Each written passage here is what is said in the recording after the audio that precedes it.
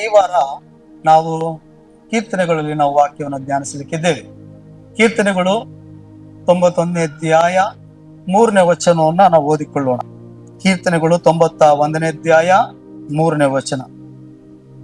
ನಿನ್ನನ್ನು ಬೇಟೆಗಾರನ ಬಲೆಯಿಂದಲೂ ಮರಣಕರ ವ್ಯಾಧಿಯಿಂದಲೂ ತಪ್ಪಿಸುವವನು ಆತನೇ ಎಂಬುದಾಗಿ ದೇವರ ವಾಕ್ಯನ ಆಶೀರ್ವಾದ ಮಾಡಿ. ಇದು ಒಂದು ವಾಗ್ದಾನವಾಗಿದೆ ಪ್ರೇರೆ. ಆತನನ್ನ ಆಶ್ರಯಿಸಿಕೊಂಡಂತ ದೇವ ಜನರಿಗೆ, ಆತನ ಪ್ರೀತಿಸುವಂತ ದೇವ ಮಕ್ಕಳಿಗೆ ದೇವರು ಕೊಡುವಂತ ಒಂದು ವಾಗ್ದಾನವಾಗಿದೆ. ಹಲ್ಲೆಲೂಯಾ.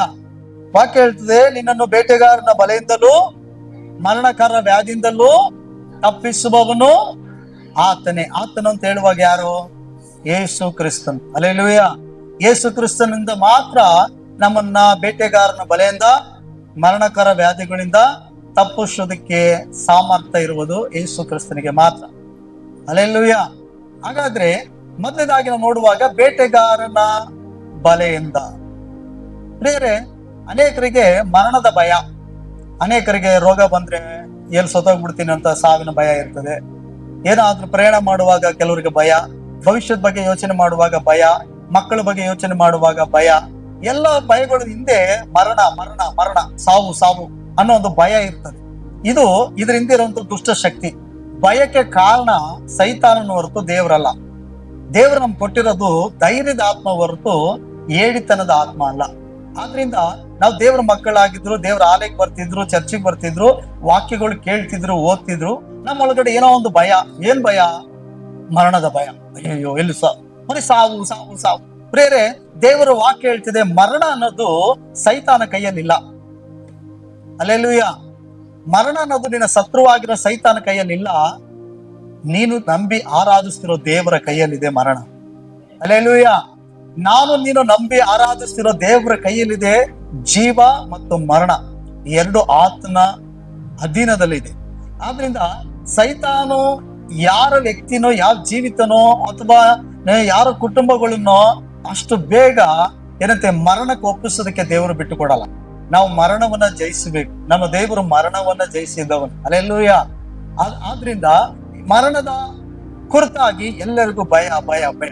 ದೇವರ ವಾಕ್ಯ ಹೇಳೋ ಪ್ರಕಾರ ಯೇಸು ಕ್ರಿಸ್ತನ ಮೇಲೆ ವಿಶ್ವಾಸ ಇಟ್ಟಂತ ದೇವ ಜನರಿಗೆ ನಾವು ಮರಣ ಕುರಿತು ಭಯಪಡಬಾರ್ದು. ಹಲ್ಲೆಲೂಯಾ. ನಾವು ಒಂದನ್ನ ನಂಬಬೇಕೇನಂದ್ರೆ, ನಾವು ಬದುಕಿದ್ರೆ ದೇವರ ಮಹಿಮೆಗಾಗಿ ಬದುಕುತ್ತೀವಿ. ಬದುಕಿದ್ರು ನಮಗೆ ಲಾಭ, ಸತ್ರು ನಮಗೆ ಲಾಭ ಅನ್ನೋದನ್ನ ನಾವು ಚೆನ್ನಾಗಿ ತಿಳ್ಕೊಳ್ಬೇಕು. ಹಲ್ಲೆಲೂಯಾ. ಬದುಕಿದ್ರೆ ನಾನು ಯೇಸು ಸ್ವಾಮಿಗಾಗಿ ಬದುಕುತ್ತೀನಿ, ಯೇಸುವಿನ ಕಾರ್ಯಗಳು ಭೂಮಿ ಮೇಲೆ ಮಾಡ್ತೀನಿ. ಯಾಕಂದ್ರೆ ದೇವರು ನನ್ನ ಮರಣದಿಂದ ತಪ್ಪಿಸಿದ್ದಾನೆ, ನಾನು ಬದುಕಿರೋದೇ ಯೇಸು ಕ್ರಿಸ್ತನ ಕೃಪೆಯಿಂದ ಅಂತ ತಿಳಿದು ದೇವರಿಗಾಗಿ ನಾವು ಬದುಕಬೇಕು. ದೇವರ ಕಾರ್ಯಗಳನ್ನ ಮಾಡಬೇಕು, ದೇವರನ್ನ ಮೈ ಪಡಿಸ್ಬೇಕು, ದೇವರನ್ನ ನಮ್ಮ ನಡೆ ನುಡಿಗಳ ಕ್ರಿಯೆಗಳ ಮೂಲಕ ಯೇಸುವನ್ನ ಜನರ ಮಧ್ಯದಲ್ಲಿ ಯೇಸು ಜೀವಿಸುವವನಾಗಿದ್ದಾನೆ ಎಂಬುದಾಗಿ ತೋರಿಸ್ಬೇಕು. ಎರಡನೇದಾಗಿ, ಒಂದು ವೇಳೆ ನಮ್ಗೆ ಸಾವು ಬರೋದಾದ್ರೆ ನಮ್ಗೆ ಲಾಭನೇ. ಫಸ್ಟ್ ಹೆಂಗೆ ಹೇಳ್ತೀರಿ ಸಾವು ಬರೋದಾದ್ರೆ ನಮ್ಗೆ ಲಾಭ? ಪ್ರಿಯರೇ, ದೇವರ ವಾಕ್ಯ ಹೇಳ್ತದೆ, ಪೌಲನು ಹೇಳ್ತಾನೆ, ನಾನು ಬದುಕಿದ್ದರೂ ನನಗೆ ಲಾಭನೇ, ನಾನು ಸತ್ರು ಕೂಡ ನನಗೆ ಲಾಭನೇ. ಯೇಸು ಕ್ರಿಸ್ತನ ನಂಬುದೇ ಒಂದು ವೇಳೆ ನೀನು ಭೂಮಿ ಮೇಲೆ ಬದುಕಿರೋದಾದ್ರೆ ಅದು ವ್ಯರ್ಥವೇ.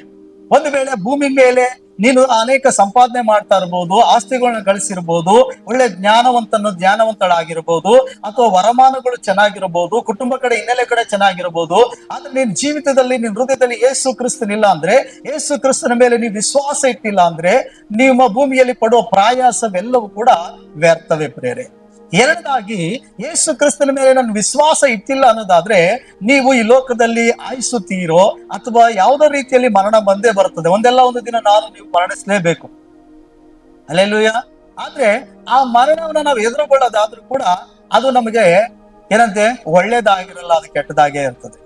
ಆದ್ರೆ ಪೌಲ ಹೇಳ್ತಾನೆ, ಯಾರು ಯೇಸು ಕ್ರಿಸ್ತನ ಮೇಲೆ ವಿಶ್ವಾಸ ಇಟ್ಟಿರ್ತಾರೋ, ಯೇಸು ಕ್ರಿಸ್ತನ ಸಿಲುಬೆಯನ್ನು ಹೊತ್ತುಕೊಂಡು ಹಿಂದೆ ಹೋಗ್ತಾ ಇರ್ತಾರೋ, ಯೇಸುವಿನ ಹೆಜ್ಜೆನಲ್ಲಿ ನಡೀತಾ ಇರ್ತಾರೋ, ಅವರ ಪ್ರತಿಯೊಂದು ದೇವ ಮಕ್ಕಳಿಗೆ ಏನಂತೆ ಬದುಕಿದ್ರು ಲಾಭನೇ, ಸತ್ರು ಲಾಭನೇ. ಯಾಕಂದ್ರೆ ಸಾವು ಅಂತ ಬರ್ಬೇಕಾದ್ರೆ ನಾವು ಈ ಲೋಕದಲ್ಲಿ ಒಬ್ಬ ವ್ಯಕ್ತಿಯಾಗಿ ಕಾಣಿ ಆಗ್ತೀವಿ, ಅಂದ್ರೆ ಸಂಖ್ಯೆಯಲ್ಲಿ ಕಮ್ಮಿ ಆಗ್ಬೋದು. ಆದ್ರೆ ಈ ಲೋಕದ ಗಣಿತಲ್ಲಿ ನಾವ್ ಇಲ್ಲದೆ ಹೋಗ್ಬೋದು.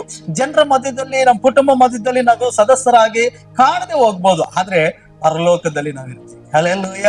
ದೇವರ ರಾಜ್ಯದಲ್ಲಿ ನೀವು ನಿತ್ಯತ್ವದಲ್ಲಿ ಇರ್ತೀವಿ. ಅಂದ್ರೆ ಯೇಸು ಕ್ರಿಸ್ತನ ಜೊತೆಯಲ್ಲಿ ನಾವು ವಿಶ್ರಾಂತಿ ತೆಗೆದುಕೊಳ್ತಾ ಇರ್ತೀವಿ. ಅರ್ಥ ಆಯ್ತಾ ಪ್ರಿಯರೇ? ಈ ಲೋಕದ ಕಷ್ಟ, ಹೋರಾಟ, ಕಣ್ಣೀರು, ಯಾತ್ರೆ ಎಲ್ಲ ಮುಗೀತು. ಹಾಗಾದ್ರೆ ನಾವು ನಿತ್ಯವಾದ ರಾಜ್ಯದಲ್ಲಿ ಆತನೊಟ್ಟಿಗೆ ಜೀವಿಸುವವರಾಗಿರ್ತೀವಿ. ಆದ್ರಿಂದ ದೇವರ ಮಕ್ಕಳಾದ ನಮಗೆ ಮರಣ ಕುರಿತು ಭಯಪಡಬಾರ್ದು. ಮರಣ ಅನ್ನೋದು ಕಡೆಯ ಶತ್ರು, ನಮ್ಮ ಶತ್ರು. ಮನುಷ್ಯನಿಗೆ ಅನೇಕ ಹೋರಾಟಗಳೆಲ್ಲವೂ ಕೂಡ ಶತ್ರುನೇ, ಆದ್ರೆ ಎಲ್ಲವನ್ನ ಜಯಿಸ್ತಾನೆ. ಆದ್ರೆ ಮರಣ ಅನ್ನೋದು ಕಡೆಯ ಶತ್ರು ಆಗಿರೋದ್ರಿಂದ ಸಾಯೋದಕ್ಕೆ ಯಾರಿಗೂ ಇಷ್ಟ ಇಲ್ಲ. ನೋಡಿ, ನೀವು ಎಷ್ಟು ಚೆನ್ನಾಗಿ ಕುಳಿತುಕೊಂಡು ದೇವರ ವಾಕ್ಯ ಕೇಳ್ತಾ ಇದ್ದೀರಲ್ವಾ? ನಿಮ್ಮನ್ನ ಪ್ರತ್ಯೇಕವಾಗಿ ಬಂದು ನಿಮ್ಗೆ ಸಾಯಕ್ಕೆ ಇಷ್ಟಲ್ಲ ಅಂತಂದ್ರೆ ನಿಮ್ ಬಾಯಿಂದ ಬರೋ ಮಾತೇನು? ಇನ್ನೂ ಸ್ವಲ್ಪ ಬದುಕ್ಬೇಕು ಪಾಸ್ಟ್, ನಾನು ಇನ್ನೂ ಕೆಲಸ ಕಾರ್ಯಗಳು ಮಾಡ್ಬೇಕು, ಇನ್ನು ನನಗೆ ಆಸೆಗಳು ಉಂಟು, ಯೋಚನೆಗಳು ಉಂಟು, ಇನ್ನು ನಮ್ಮ ಮಕ್ಕಳು ಓದ್ತಿದ್ದಾರೆ, ಸಣ್ಣವ್ರೀಗ ಅವ್ರು ದೊಡ್ಡವರಾಗ್ಬೇಕು. ದೊಡ್ಡವರಾದ್ಮೇಲೆ ಹೋಯ್ತಿಯಾ? ಇಲ್ಲ ಅವ್ರಿಗಂತಿ ಇಲ್ಲ, ಅವ್ರಿಗೆಲ್ಲ ಮದುವೆ ಮಾಡಿ ಸೆಟಲ್ಮೆಂಟ್ ಮಾಡ್ಬೇಕು, ಇಲ್ಲ ನನ್ನ ಮೊಮ್ಮಕ್ಕಳನ್ನ ನೋಡ್ಬೇಕು, ಇಲ್ಲ ನಾನು ಸ್ವಲ್ಪ ಸಾಲ ಗಿಲ ಇದೆಲ್ಲ ತೀರಿಸ್ಬೇಕು, ಇಲ್ಲ ನಾನು ಮನೆ ಕಟ್ಬೇಕು ಅನ್ಕೊಂಡಿದ್ದೀನಿ. ನೋಡಿ, ಮರಣ ಅನ್ನೋದು ಒಬ್ಬ ವ್ಯಕ್ತಿ ಯಾರು ಧೈರ್ಯವಾಗಿ ಸಂಧಿಸಕ್ಕೆ ಸಿದ್ಧರಾಗಿರ್ತಾರೆ ಅಂತಂದ್ರೆ ಈ ಲೋಕದ ಆಸೆಗಳಿಗಾಗಿ ಯಾರು ಸತ್ತಿರ್ತಾರಲ್ಲ, ಯಾರು ಕ್ರಿಸ್ತನೊಟ್ಟಿಗೆ ಸಿಲ್ವೆ ಮೇಲೆ ಹಾಕಿಸಲ್ಪಟ್ಟಿರ್ತಾರಲ್ಲ, ಆ ವ್ಯಕ್ತಿ ಯೇಸುವನ್ನ ಎದುರುಗೊಳ್ಳುವುದಕ್ಕಾಗಿ, ಯೇಸುವಿನ ಜೊತೆ ಜೀವಿಸೋದಕ್ಕಾಗಿ ಸಿದ್ಧತೆಯಾಗಿರ್ತಾರೆ. ಅಂದ್ರೆ ಹೋಗಿತ್ತೇನೆ ಈಗ ಸಾಯಿ ಅಂತಲ್ಲ, ಸಾವು ಬರ್ಲಿ ಅಂತ ಬಯಸೋದಲ್ಲ. ಆದ್ರೆ ಯೇಸು ಇವತ್ತು ನನ್ನ ಭೂಮಿಯಿಂದ ತೆಗೆಯೋದಾದ್ರೆ, ಯೇಸು ನನ್ನನ್ನು ಭೂಮಿಯಿಂದ ಇವತ್ತು ಕರೆಯೋದಾದ್ರೆ ನಾನು ಆತನೊಟ್ಟಿಗೆ ಇರ್ತೀನಿ, ಆ ನಿತ್ಯ ಜೀವದಲ್ಲಿ ಇರ್ತೀನಿ, ಆ ನಿತ್ಯ ಬೆಳಕಿನಲ್ಲಿ ಇರ್ತೀನಿ. ಅಲ್ಲಿ ಕಣ್ಣೀರಿಲ್ಲ, ಜಳ ಇಲ್ಲ, ಬಾಯಾರಿಕೆ, ಹಸಿವೆ ಇಲ್ಲ, ಅಲ್ಲಿ ಅವಮಾನ ಪಡಿಸೋರಿಲ್ಲ, ಅಲ್ಲಿ ಜಾತಿ ಭೇದಗಳು ಮಾಡೋರಿಲ್ಲ, ಅಲ್ಲಿ ಕಷ್ಟ ಇಲ್ಲ, ಯಾವುದೇ ರೋಗ ಇಲ್ಲ, ನೆಮ್ಮದಿಯಾದ ಸ್ಥಳ. ಅಪ್ಪ, ಆತನ ಜೊತೆಯಲ್ಲಿ ನಿತ್ಯವಾಗಿ ಇರ್ತೀನಿ ಎಂಬುದಾಗಿ ತಮ್ಮನ್ನು ತಾವು ಒಪ್ಪಿಸಿಕೊಟ್ಟವರಾಗಿರ್ತಾರೆ. ಹಲ್ಲೆಲೂಯ.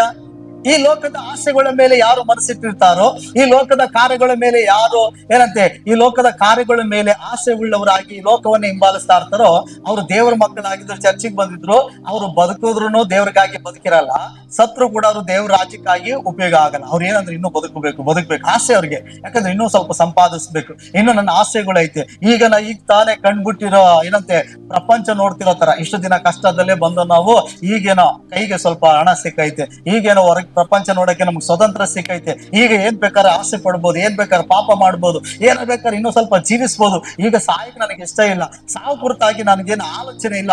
ದೇವ್ರ ಏನಾರು ಬಂದು ನೀನ್ ಸಪಾ ಅಂತ ನನ್ ಕರೆದ್ರೆ ದೇವ್ರ ಕೇಳ್ತೀನಿ, ದೇವ್ರೆ ನನ್ಗೆ ಆಯುಸ್ಸನ್ನು ಕೊಡಪ್ಪ, ಇನ್ನೊಂದು 20-30 ವರ್ಷ ಇನ್ನು ನಾನು ಬದುಕಿರ್ಬೇಕು ಅಂತ ಕೇಳ್ಕೊತೀನಿ ಅನ್ನೋರು ಬಹಳ ಜನ. ಹಲ್ಲೆಲೂಯ. ಹೌದಲ್ಲೊಬ್ರೇ? ಸಾವು ಅಂದ್ರೆ ಯಾರಿಗೂ ಇಷ್ಟ ಇಲ್ಲ, ಎಲ್ಲರೂ ಬದುಕಬೇಕು ಅಲ್ವಾ? ಸಾಯುವಂತ ಕಡೆ ಕ್ಷಣದಲ್ಲಿ ಸಾಯುವಂತ ವ್ಯಕ್ತಿಗೂ ಕೂಡ ಹೋಗಿ ಕೇಳಿದ್ರೆ ನಿನ್ನ ಆಸೆ ಏನಪ್ಪಾ ಅಂದ್ರೆ ನಾನು ಬದುಕಬೇಕು ಅಂತ ಹೇಳ್ತಾನೆ. ಹಲ್ಲೆಲೂಯ. ಯೇಸು ಕ್ರಿಸ್ತನಿಲ್ಲದೆ ಸತ್ರೆ ನಿಜವಾಗ್ಲೂ ಕೂಡ ಜೀವಿತ ನರಕವೇ. ಆದ್ರೆ ಯೇಸು ಕ್ರಿಸ್ತನಲ್ಲಿದ್ದು ನೀನು ಸಾಯೋದಾದ್ರೆ ನಿಜವಾಗ್ಲೂ ನೀನು ಭಾಗ್ಯವಂತರೇ. ಹಲ್ಲೆಲೂಯ. ಅದಕ್ಕಾಗಿ ಪ್ರಿಯರೇ, ಮರಣ ಕುರಿತು ಭಯಪಡಬೇಡಿ. ಯಾಕಂದ್ರೆ ಯೇಸು ಕ್ರಿಸ್ತನ ಪುನರುತ್ಥಾನ ಆದ್ಮೇಲೆ ಹೇಳ್ತಾನೆ ನಾನು ನನ್ನ ಕೈಯಲ್ಲಿ ಮರಣ ಮತ್ತು ಪಾತಾಳದ ಬೀಗದ ಕೈ ಇದೆ ಅಂತ ಹೇಳ್ತಾನೆ. ಮರಣದ ಮೇಲೆ, ಜೀವದ ಮೇಲೆ ಅಧಿಕಾರ ನಡೆಸೋನು ಯೇಸು ಕ್ರಿಸ್ತನು ಮಾತ್ರ, ಇಲ್ಲಿ ಯಾರು ಇಲ್ಲ. ಹಾಗಾದ್ರೆ ಮರಣ ಬಾ ಬಾ ಬಾ ಬಾ ಅಂತಂದೇಳಕ್ಕೆ ಬರಲ್ಲ. ಕೆಲವು ಜನ ಪ್ರಾರ್ಥನೆ ಮಾಡ್ತಾರೆ, ಕಷ್ಟ ಬಂದಾಗ, ಶೋಧನೆ ಬಂದಾಗ, ನೋವಾದಾಗ, ಮನೆಯಲ್ಲಿ ಅವಮಾನಿಸಲ್ಪಟ್ಟಾಗ, ಯಾವುದೋ ಚಿಂತೆಗಳು, ಯಾವುದೋ ಒಂದು ರೀತಿಯಾದಂತ ಇಕ್ಕಟ್ಟುಗಳು, ಯಾವುದೋ ಒಂದು ಕಷ್ಟ, ಯಾವುದೋ ಒಂದು ನಮ್ಮನ್ನು ಪ್ರೀತಿ ಮಾಡೋರು ನಮ್ಮನ್ನ ಬೈದ್ಬಿಟ್ಟಾಗ, ವಿರೋಧಿಸ್ಬಿಟ್ಟಾಗ, ನಮ್ಮನ್ನ ಹೀಯಾಳಿಸುವಾಗ, ಗಂಡ ಹೆಂಡತಿ ಮಧ್ಯದಲ್ಲಿ, ಮಕ್ಕಳ ಮಧ್ಯದಲ್ಲಿ, ತಂದೆ ತಾಯಿ ಫ್ರೆಂಡ್ಶಿಪ್ ಮಧ್ಯದಲ್ಲಿ, ಸಂಬಂಧಿಕರ ಮಧ್ಯದಲ್ಲಿ ಹೀನೈಸಿ ಮಾತನಾಡುವಾಗ, ಒಂಥರ ಅವಮಾನ ಪಡಿಸಿ ಮಾತನಾಡುವಾಗ, ಮತ್ತೆ ನಾವು ಮಾಡಿದಂತ ತ್ಯಾಗಗಳು, ನಾವು ಮಾಡಿದಂತ ಪಟ್ಟಂತ ಕಷ್ಟಗಳು, ಅವಮಾನಗಳು ಎಲ್ಲ ಸಹಿಸಿಕೊಂಡು ನಮ್ಮ ಮಕ್ಕಳ, ನಮ್ಮ ಕುಟುಂಬನ ಪೋಷಿಸಿರ್ತೀವಿ. ಅವ್ರು ನಮ್ಮ ಸರಿಯಾಗಿ ಅರ್ಥ ಮಾಡ್ಕೊಳ್ದಿದಾಗ, ಗಂಡ ಹೆಂಡತಿ ಅರ್ಥ ಮಾಡ್ಕೊಳ್ದಿದಾಗ ಬೇಸರ ಆಗ್ತದೆ. ಅವಾಗ ಏನ್ ಬಯಸ್ತೀವಿ? ಬದುಕಿರಕ್ಕಿಂತ ಸತ್ತೋಗದೆ ಲೇಸು ಅಂತ ಹೇಳ್ಕೊತೀವಿ ಅಲ್ವಾ? ಅವಾಗ ಹೇಳ್ತೀವಿ, ದೇವ್ರೆ ಸಾಕಪ್ಪ ಈ ಜೀವನ ನಾನು ತೆಗೆದ್ಬಿಡು ಅಂತ ಹೇಳ್ತಾನೆ. ದೇವ್ರ ಆ ಪ್ರಾರ್ಥನೆಗೆ ಉತ್ತರ ಕೊಟ್ಟಿದ್ರೆ ಇಲ್ಲಿ ನೀನು ಇರ್ತಿದ್ವ ನಾವು? ಹೇಳಿ ಪ್ರಿಯರೇ, ಎಷ್ಟು ಸಾರಿ ಪ್ರಾರ್ಥನೆ ಮಾಡಿಲ್ಲ, ದೇವ್ರೇ ಸಾಕಪ್ಪ ತೆಗೆದ್ಬಿಡು ಅಂತ. ಹೌದಲ್ವಾ? ದೇವ್ರೇನಾದ್ರು ಪ್ರಾರ್ಥನೆ ಕೇಳಿ ಉತ್ತರ ಕೊಟ್ಟಿದ್ರೆ ಇವತ್ತು ಭೂಮಿ ಮೇಲೆ ನೀನು ಉಸಿರಾಡಕ್ ಆಗ್ತಿದ್ದೆ.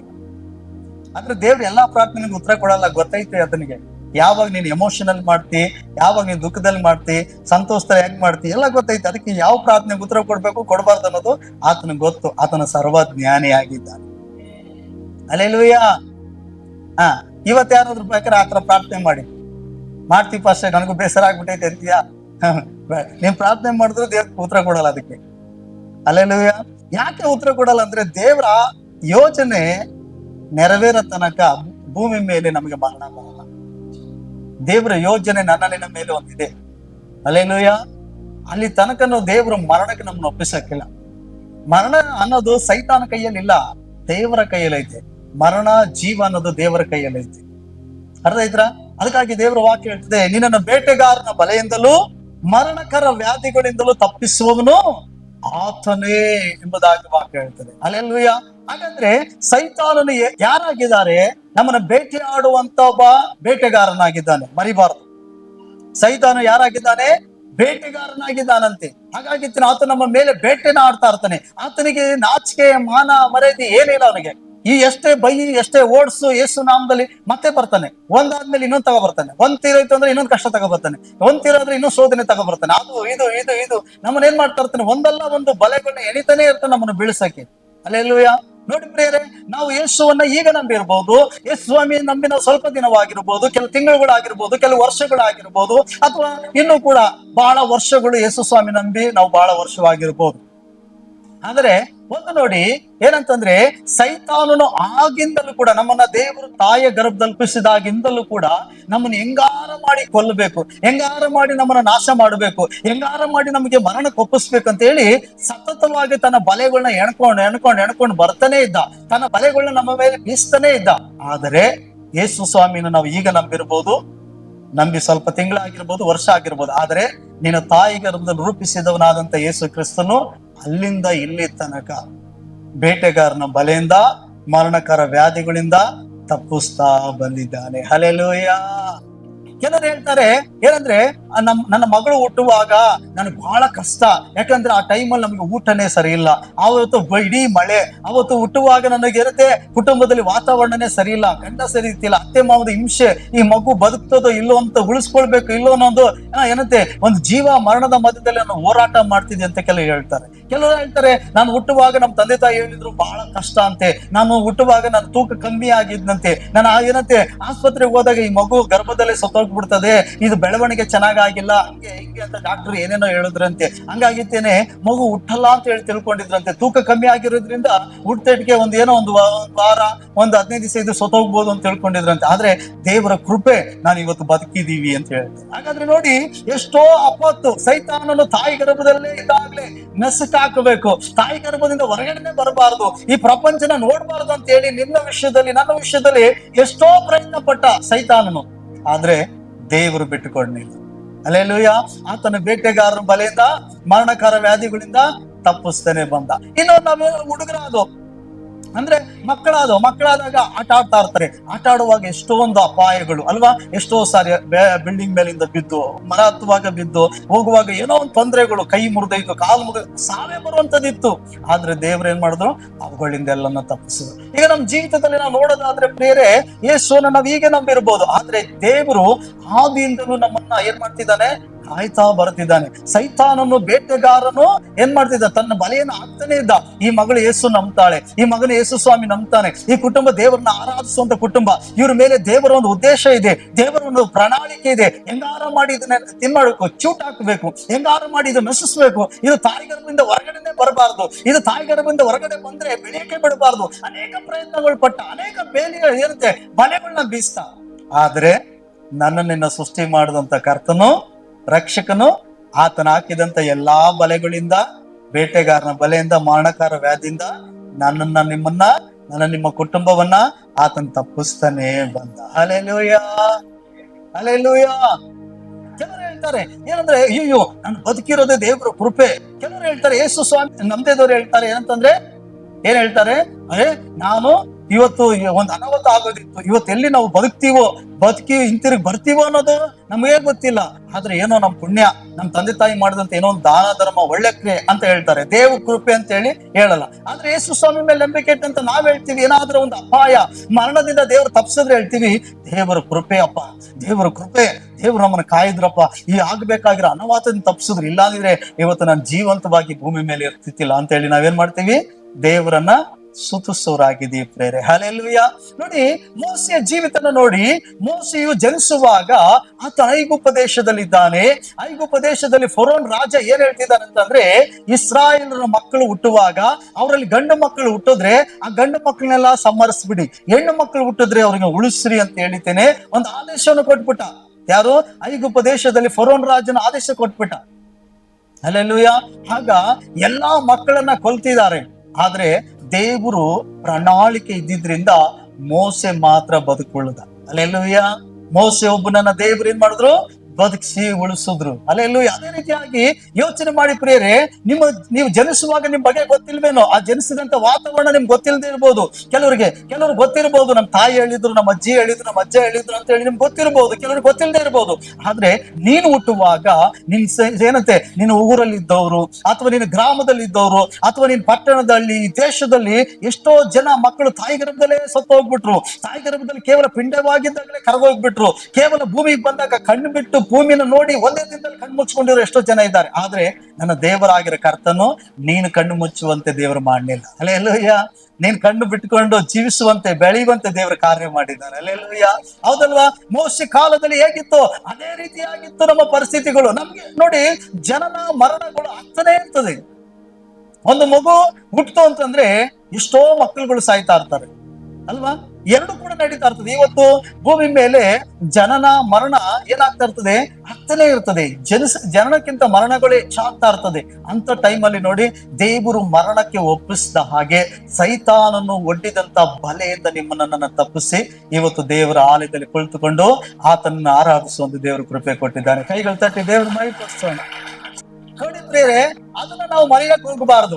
ಅದಕ್ಕಾಗಿ ದೇವರನ್ನ ನೆನೆಸಬೇಕು. ಅರೆ, ನಾನು ನಂಬಿ ಈಗ 1 ವಾರ ಆಯ್ತು, ಇವತ್ತು ಫಸ್ಟ್ ಬಂದಿದ್ದೀನಿ, ಅಥವಾ ಈಗ ಬಂದು ನನಗೆ 2 ತಿಂಗಳು 3 ತಿಂಗಳಾಯ್ತು, ಅಥವಾ ಏನಂತೆ 6 ತಿಂಗಳಾಯ್ತು, ಒಂದು 3 ವರ್ಷ ಆಯ್ತು, ಒಂದು 5 ವರ್ಷ ಆಯ್ತು ಅಂತ ಹೇಳ್ಬೋದು. ನೀವು ದೇವರು ನಂಬಿದ್ದೇನೆ, ದೇವ್ರ ಬಗ್ಗೆ ತಿಳ್ಕೊಂಡು ನಿಮ್ಗೆ 5 ವರ್ಷನೋ 10 ವರ್ಷನೋ ಆಗಿರ್ಬೋದು, ಅಥವಾ ಕೆಲವು ತಿಂಗಳಾಗಿರ್ಬೋದು, ಇವತ್ತೇ ತಿಳ್ಕೊತಾ ಇರ್ಬೋದು. ಆದ್ರೆ ನಾವು ನೀವು ಆರಾಧಿಸ್ತಿರುವಂತ ದೇವರು ನಿನ್ನನ್ನು ನನ್ನ ತಾಯಿ ಗರ್ಭದಲ್ಲಿ ರೂಪಿಸಕ್ಕಿಂತ ಮುಂಚೆನೆ, ತಾಯಿ ಗರ್ಭದಲ್ಲಿ ರೂಪಿಸುವುದಕ್ಕಿಂತ ಮುಂಚೆನೆ ತಿಳಿದವನಾಗಿದ್ದಾನೆ ನಾನು. ಹಲ್ಲೆಲೂಯ. ಯಾಕಂದ್ರೆ ಆತನ ಸರ್ವ ಸೃಷ್ಟಿಕರ್ತನಾಗಿದ್ದಾನೆ. ಆತನ ಆದಿಯು ಅಂತ್ಯವಾಗಿದ್ದಾನೆ. ಹಲ್ಲೆಲೂಯ. ಆದ್ರಿಂದ ಆತನಿಗೆ ಎಲ್ಲವೂ ಗೊತ್ತು. ನೋಡಿ, ನಾವು ಬುದ್ಧಿ ತಿಳಿದ ಮೇಲೆ, ನಮಗೆ ಬುದ್ಧಿ ತಿಳಿದ ಮೇಲೆ ನಾವೇನ್ ಮಾಡ್ತಾ ಇರ್ತೀವಿ? ಕೆಲಸ ಮಾಡುವ ಸ್ಥಳದಲ್ಲಿ, ಪ್ರಯಾಣ ಮಾಡುವ ಸ್ಥಳದಲ್ಲಿ, ಕೆಲವು ಕಾರ್ಯಗಳಲ್ಲಿ ನಮಗೆ ಮರಣಗಳು ಸಂಭವಿಸ್ತು. ಅಯ್ಯೋ, ದೇವರ ಕೃಪೆ ನಾವು ಬದುಕಿದ್ವಿ. ಇವಾಗ ಅನೇಕರಿಗೆ ಹೇಳ್ಬೋದು, ಹೌದಲ್ವಾ? ಅನೇಕರು ಸಾಕ್ಷಿ ಹೇಳ್ತೀರಿ ನೀವು, ಹೌದು ನನ್ನ ಜೀವಿತದಲ್ಲಿ ಇಂಥ ಮರಣ ಸಂಧಿಸ್ ಬಂದೆ, ಇಂಥ ಮರಣದ ದಾವಡೆಯಿಂದ ನಾನು ತಪ್ಪಿಸ್ಕೊಂಡೆ. ಇಲ್ಲಾಂದ್ರೆ ನಾನು ಸತ್ತೋಗಿ ಯಾವಾಗ್ಲೂ ಆಗ್ಬೇಕಾಯ್ತು, ನಾನು ಮದುವೆಗಿಂತ ಮುಂಚೆನೆ ಸಾಯ್ಬೇಕಾಯ್ತು, ಇಲ್ಲ ನಾನು ಏನಂತೆ ಒಂದು ರೋಗ ಬಂದಿತ್ತು, ನೋವು ಬಂದಿತ್ತು, ನನಗೆ ಕಾಯಿಲೆ ಬಂದಿತ್ತು, ಆಗ್ಲೇ ನಾನು ಸತ್ತೋಯ್ತೀನಿ ಅಂತ ಅನ್ಕೊಂಡಿದ್ದು. ನಮ್ಮ ಅಪ್ಪ ಅಮ್ಮ ನಾನು ಚಿಕ್ಕ ಹುಡುಗಿ ಆಗಿದೆ, ಆಗ್ಲೇ ಕಾಯಿಲೆದಲ್ಲೇ ನಾನು ಹೊತ್ಕೊಂಡು ಬಂದ್ರು, ಆಗ್ಲೇ ಡಾಕ್ಟರ್ ಕೈ ಬಿಡಲ್ಪಟ್ಬಿಟ್ರು, ಅವಾಗ್ಲೇ ನಾನು ಸಣ್ಣಕ್ಕಿದ್ದೆ, ಒಂಥರ ಏನಂತೆ ನನ್ನ ಕೈ ಕಾಲೆಲ್ಲ ಇಷ್ಟಿಷ್ಟು ದಪ್ಪ ಇತ್ತು, ನಾನೊಂದು ವ್ಯಾಧಿಯಲ್ಲಿದೆ, ಏನೇ ಉಂಡ್ರು ಕೂಡ ನನಗೆ ಡೈಜೆಷನ್ ಆಗ್ತೈತಿ, ಇಂಥ ಪ್ರಾಬ್ಲಮ್ಗಳಿದೆ, ಆಗ್ಲೇ ಸೊತ್ತೈತೀನಿ ಅಂತ ನಮ್ಮ ಅಪ್ಪ ಅಮ್ಮ ಅನ್ಕೊಂಡಿದ್ರು, ಆದ್ರೂ ಬದುಕುಳಿದಿದ್ದೀನಿ. ಇದು ನೋಡಿ, ಇವೆಲ್ಲ ನೆನೆಸ್ಕೊಳ್ಳುವಾಗ ನಮ್ಮ ಜೀವಿತದಲ್ಲಿ ಆಗ್ಲೇ ದೇವರು ನಮ್ಮ ಮೇಲಿಟ್ಟಂತ ಪ್ರಣಾಳಿಕೆ ಅನ್ನೋದು ಮರಿಬಾರದು. ಯಾಕಂದ್ರೆ ಸೈತಾನ ಅನೇಕ ವ್ಯಾಧಿಗಳ ಮೂಲಕ, ಅನೇಕ ಆಕ್ಸಿಡೆಂಟ್ ಮೂಲಕ, ಅನೇಕ ವಿಧವಾದ ಪ್ರಯಾಣ ಮಾಡುವಾಗ ಬೇರೆ ಬೇರೆ ಸ್ಥಳದಲ್ಲಿ, ಕುಟುಂಬದಲ್ಲಿ ಆಗಿರ್ಬೋದು, ಅನೇಕ ಮರಣಗಳನ್ನ ಬಲೆಗಳನ್ನ ಬೀಸ್ತಾ, ಆದ್ರೆ ದೇವರಲ್ಲಿ ಯಾವುದು ಕೂಡ ಸಿಕ್ಕಿಕೊಳ್ಳದಂತೆ ನಾನು ನಿಮ್ಮನ್ನ ತಪ್ಪಿಸಿದ್ದಾನೆ. ಹಲ್ಲೆಲೂಯ. ಕೆಲವರು ಹೇಳ್ತಾರೆ, ನನ್ನ ಕುಟುಂಬದಲ್ಲಿ ನನ್ನ ಗಂಡ ಸರಿ ಇತ್ತಿಲ್ಲ, ನನ್ನ ಗಂಡ ಬಹಳ ಕುಡುಕ, ಅವನು ಯಾವಾಗ್ಲೂ ಕೂಡ ಏನಂತಂದ್ರೆ ಬರೀ ಒಟ್ಟೊಟ್ಟಿಗೆ ಓದಿವನು, ಮಗು ಬೇರೆ ಗರ್ಭದಲ್ಲೈತೆ, ಮಗು ಐತೆ ಅನ್ನೋದು ತಿಳಿತೇನೆ, ಏನ್ ಮಾಡ್ತಿದ್ದ, ಬಂದಿದ್ದೇನೆ, ಹಾಗಾಗಿ ಹೊಟ್ಟೆಗೆ ಓದಿತಿದ್ದ, ಹಾಗಾಗಿ ಮಗುನು ಎಲ್ಲೋ ಹೊಟ್ಟೆ ಒಳಗಡೆನೆ ಸತ್ತೋಯ್ತು ಅಂತ ತಿಳ್ಕೊಂಡಿದ್ದೆ. ನಮ್ಮಪ್ಪ ಅಷ್ಟು ಕುಡುಕ, ಅಷ್ಟು ಕೆಟ್ಟವನು, ಅಷ್ಟು ಕೂರಿ, ಆದ್ರೂ ಕೂಡ ಈ ಮಗು ಬದುಕುಳಿತು ಅಂತ ತಾಯಿ ಹೇಳ್ತಾಳೆ. ನೋಡಿ, ಹೌದಲ್ವಾ? ಎಷ್ಟೋರ್ ಜೀವಿತದಲ್ಲಿ ಈ ರೀತಿಯಾಗಿ ನಡೆದಿರ್ತದೆ. ಆದ್ರೆ ನೋಡಿ, ನಿಮ್ ತಂದೆ ಒಬ್ಬ ಕುಡುಕನ ಆಗಿದ್ದು, ನಿಮ್ ಏನೋ ದ್ವೇಷದಿಂದಲೋ ಏನೋ ಒಂದು ಕಾರ್ಯದಿಂದ ನಿಮ್ಮನ್ನ ಹೊಟ್ಟೆಯಲ್ಲಿ ಸಾಯಿಸಬೇಕೆಂಬುದಾಗಿದ್ದೇನೆ ಸೈತಾನ ಆತನ ಮೂಲಕವಾಗಿ ನಿಮ್ಮ ತಾಯಿಯಂದಿರ ಹೊಟ್ಟೆಗಳಿಗೆ ಒದಿವಾಗಲೂ ಕೂಡ ದೇವರು ಏನ್ ಮಾಡ್ಲಿಲ್ಲ, ನಿಮ್ಮನ್ನ ಸಾವಡೆ ಕೊಡ್ಲಿಲ್ಲ. ಅಲ್ಲಿಂದ ದೇವರು ತಪ್ಪಿಸಿದ ಅಲ್ವಾ? ಈ ಕೆಲವರು ಹೇಳ್ತೇವೆ, ಏನಂದ್ರೆ ನಾನು ಪ್ರೆಗ್ನೆಂಟ್ ಆಗಿದ್ದಾಗ, ನಾನು ಗರ್ಭವನ್ನು ಧರಿಸ್ಕೊಂಡಾಗ ನನಗೆ ಸರಿಯಾಗಿ ಊಟನೇ ಇಲ್ಲ.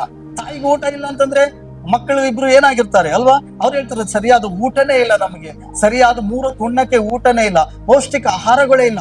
ಅವಾಗ ನೀನು ಒಂಥರ ಅಂಗವಿಕಳಾಗಿ ಹುಟ್ಟದೆ, ಬುದ್ಧಿಮಾಂದ್ಯತೆಯಲ್ಲಿ ಹುಟ್ಟಬಹುದಾಗಿತ್ತು, ಹೌದಲ್ವಾ?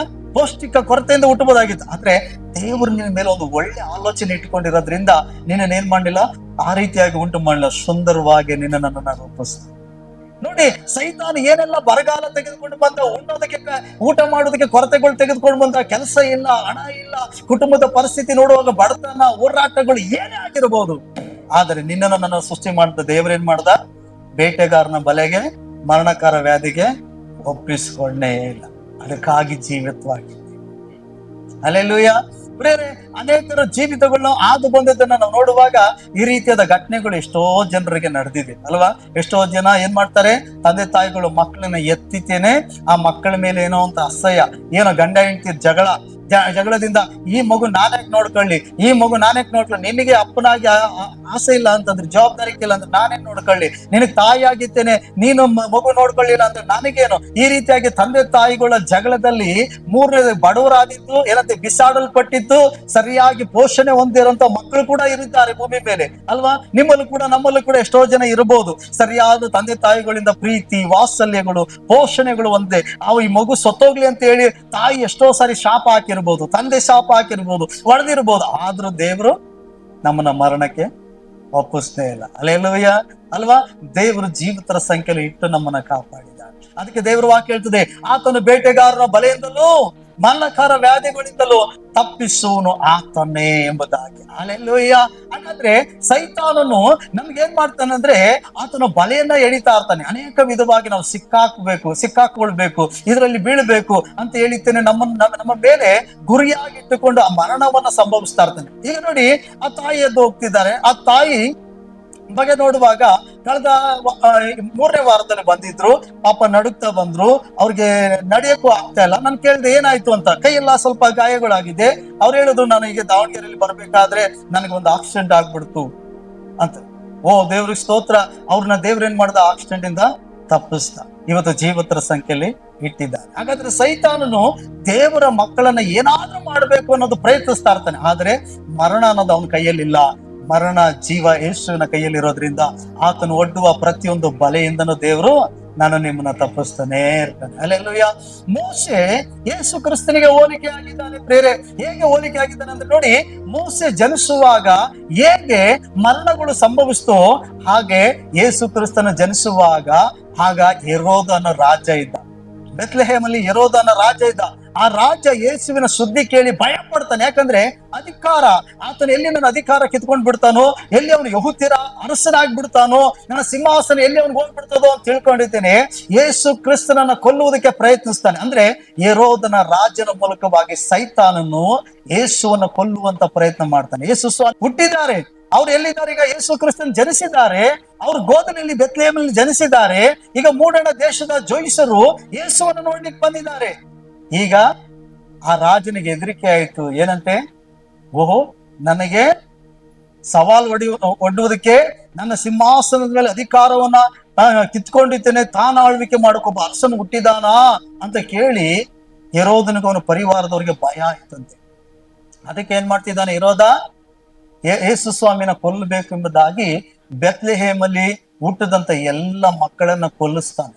ಆದ್ರೆ ದೇವರು ಆ ರಾತ್ರಿ ವೇಳೆಯಲ್ಲಿ ಯೋಸೇಫನ ಜೊತೆ ಮಾತನಾಡ್ತಾನೆ, ನೀನು ಈ ಮಗುವನ್ನ, ಈ ತಾಯಿಯನ್ನ ಕರ್ಕೊಂಡು ಐಗುಪ್ತ ದೇಶಕ್ಕೆ ಹೋಗ್ಬಿಡು, ನಾನು ಹೇಳೋ ತನಕ ಅಲ್ಲಿಂದ ಬರಬೇಡ. ಯಾಕಂದ್ರೆ ಹೆರೋದ ರಾಜ ಈ ಕೂಸನ್ನ ಸಾಯಿಸ್ಬೇಕು ಅಂತ ಪ್ರಯತ್ನಿಸ್ತಿದ್ದ. ನೋಡಿ, ಯಾರ ಮೇಲೆ ದೇವರ ಆಳ್ವಿಕೆ ಇದೆಯೋ, ದೇವರು ಯಾರನ್ನ ಭೂಮಿ ಮೇಲೆ ಇಟ್ಟು ತನ್ನ ಕಾರ್ಯವನ್ನ ನೆರವೇರಿಸಬೇಕು ಎಂಬುದಾಗಿ ಆಲೋಚನೆ ಮಾಡಿರ್ತಾನೋ, ಸೈತಾನ ಅವ್ರನ್ನ ಗುರಿಯಾಗಿಟ್ಟಿರ್ತಾನೆ.